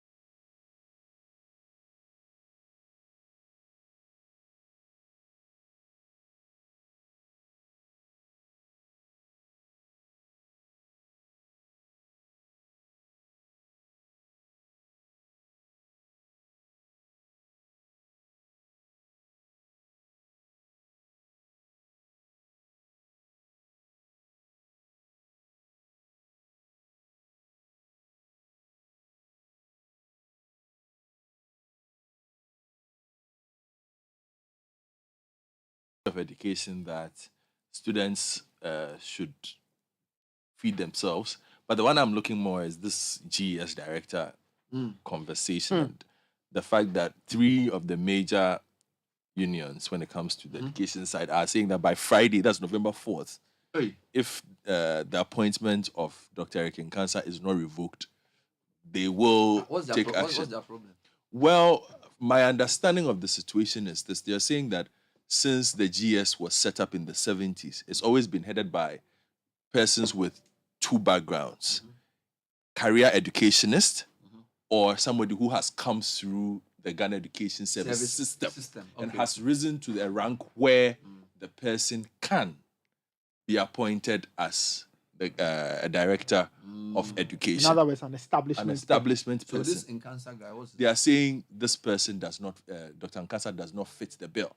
And that until, so they are saying of the 2, the first one, establishment, he was in charge of technical, he was the technical advisor or director in charge of tertiary education. But he joined with Dr. Duchum. Oh, okay. So he hasn't been there that long.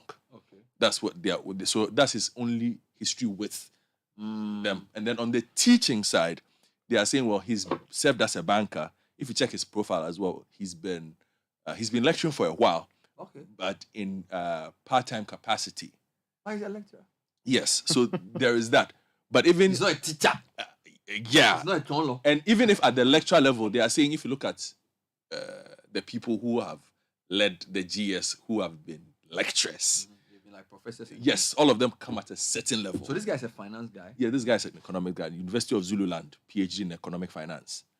So maybe the problems in the education sector are finance. Yeah, so that is the issue.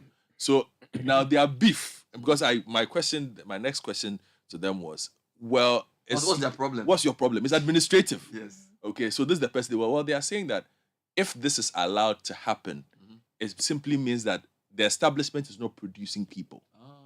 And people's progress. Yes, because it's an affront to all the people. Somebody might have said 15, 20 years to get to GS Assistant Director 1 or Deputy Director level. And that person gets bypassed by somebody who's been in the system for just 3 years by virtue of a political appointment. But that is their beef. But NHIS can say the same. Cocoa Board can say the same. SNIT can say the same. Ghana Health Service can say the same. General issue. Everybody, because all the people who are appointed to head, unless I'm comparing no. Okay. GS is like the largest employer in Ghana. So I can understand that. But Okobo is heading NHIS. Yes. Okay, he's a doctor. Yes. So you could say the career medical personnel. So okay, what about Sly? When Sly headed it? That's also, he's also a finance guy. So it's also okay. I don't know. I think that, you see, are they saying they don't like the guy because he was appointed as a political appointment? No, they are saying that conventionally of the 2 profiles, he doesn't fit in. But those profiles, are they law or precedent? They are convention. But convention is not. I understand. So what law has Educhum broken? He hasn't broken any. But they feel he's just gone against practice. They should judge the guy by his performance. Is that a risk they are willing to take? Do they face a bigger risk than the appointing authority? Depends. Because education is a big place. And maybe the minister feels he wants somebody he can trust. Yeah, but I'm not necessarily justifying that, but they have to make stronger arguments or present a candidate. Okay, to me, this is a key point. If there's an appointment method that is supposed to have been gone through, open it up, let people apply, put up a committee, choose the best person. Do you understand? So it's like GBC Director General. Yeah. Who will get the job? Who heads graphic? They put the candidates. We go through. We look at the people. Versus, I like you, I'll put you there. Because I trust you. So it should be a bigger conversation about how political appointments are foisted on institutions that are supposed to be headed by civil servants. So it's which is the other thing. We like fighting our own corner. So Ghana is like, hey, GBC, what when? The problem is that politicians have appointed to the extent that even the PRO of Ghana Gas is appointed by a letter from the president. I think that's the bigger issue. Yeah. And I feel the other bodies should come together and say, look, maybe the clock side or somebody say, look, this is not the way it's done. Because some roles are supposed to be headed by people who have a certain experience in the organization. My challenge is that everybody, we fight turf wars. And it's easy to deflate turf wars because some of them are prompted by jealousy and things. If we've seen a structural problem in the way this government or other governments go about appointments and how people of a certain political inclination are being put into key positions, then we must get civil society to join this fight. It's not only a GES concern. What do the people at Ask Africa Education Watch think? What does the Ghana Education Campaign Coalition think? What do the donors to the education sector think? Do you get my argument? That's how you do it. But in Ghana, it's almost like once some group of people say we don't like this guy, it could be anything. It could be like Paddy Cry, correct. We don't like him and things. If you look at traditionally what this supposed to look like, so the Director General of Education Service is based on appointment upon recommendation of the GES Council to serve for a term of .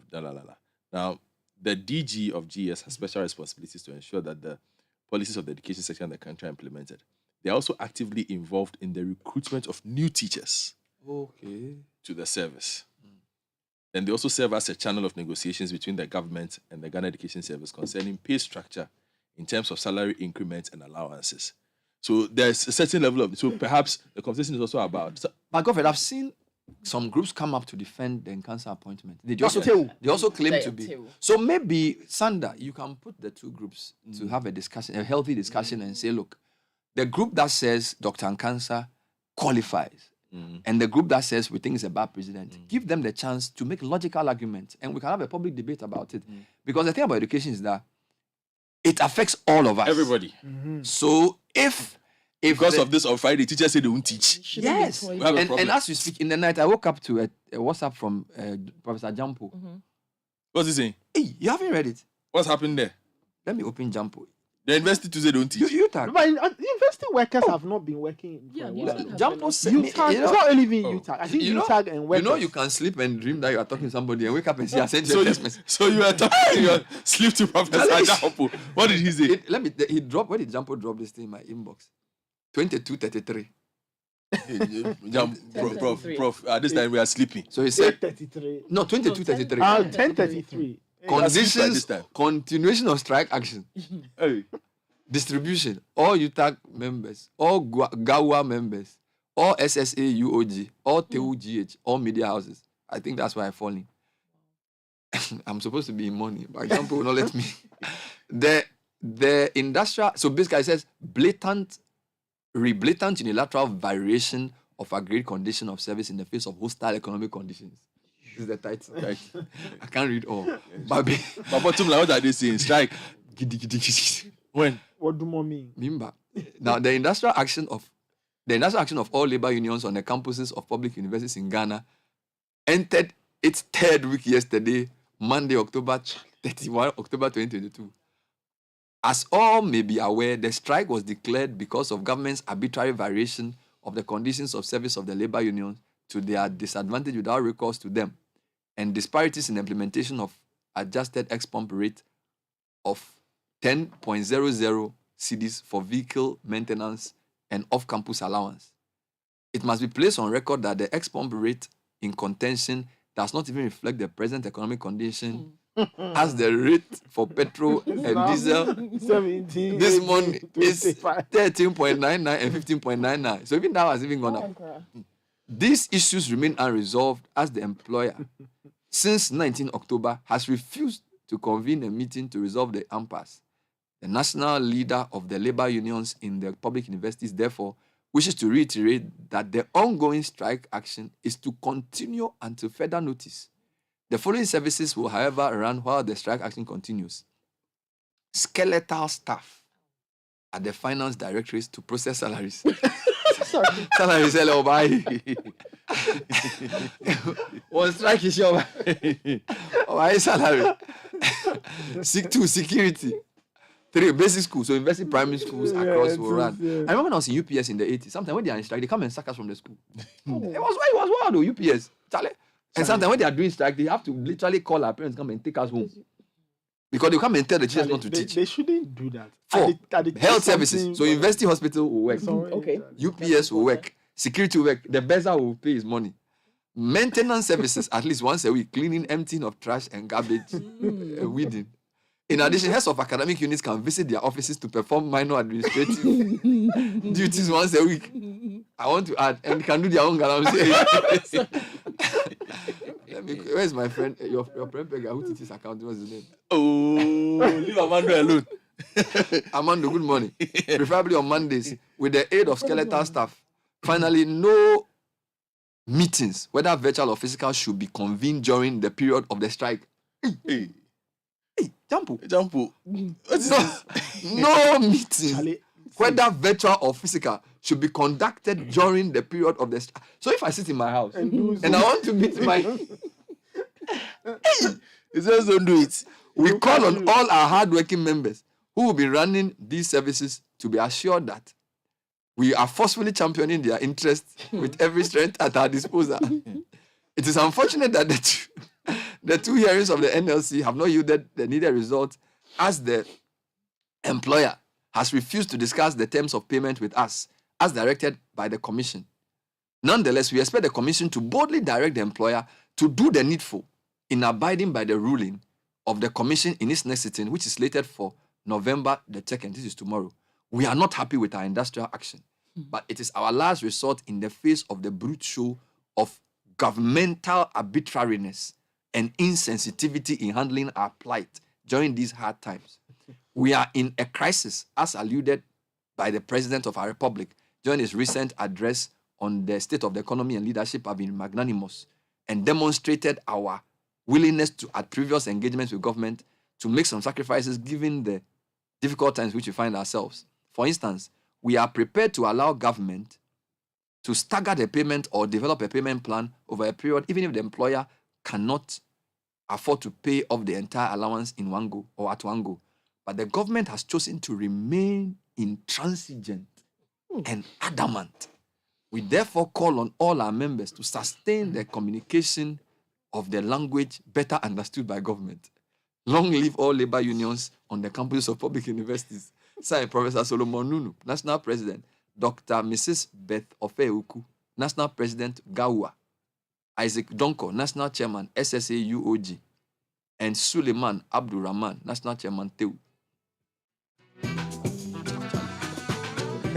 Yeah, so they should sort they should sort that matter out. Okay. We don't want teachers to go on strike over this. Anyway, guys, that's how we wrap it up today. Before College of Education. Yes, they say that the food is not enough. Food is not enough. And that's So they should feed themselves. They want students to be allowed to feed themselves. Essentially, it's a money problem. At College of Education, secondary or tertiary? They're supposed to be. They're supposed to be touched. secondary. Yes. So. I don't even know where they're for. We need to check. So they should feed themselves. Operation Feed Yourself. Okay. All right. Guys, many thanks. Thank you, Godfred. Thank you, Bernard. Thank you, Kokui. Many thanks to our listeners. The show will be back tomorrow. Show produced by Fred Jabano and Caleb Kuda. Godfred Odom gave us help on technical. Please keep your dials locked on Citi 97.3 FM. We've got more for you. Up next is the news at 10. Driving in a storm, how fit, see ahead. And Caleb Kuda has stuff for us. Be ahead. Beggars can't choose, but be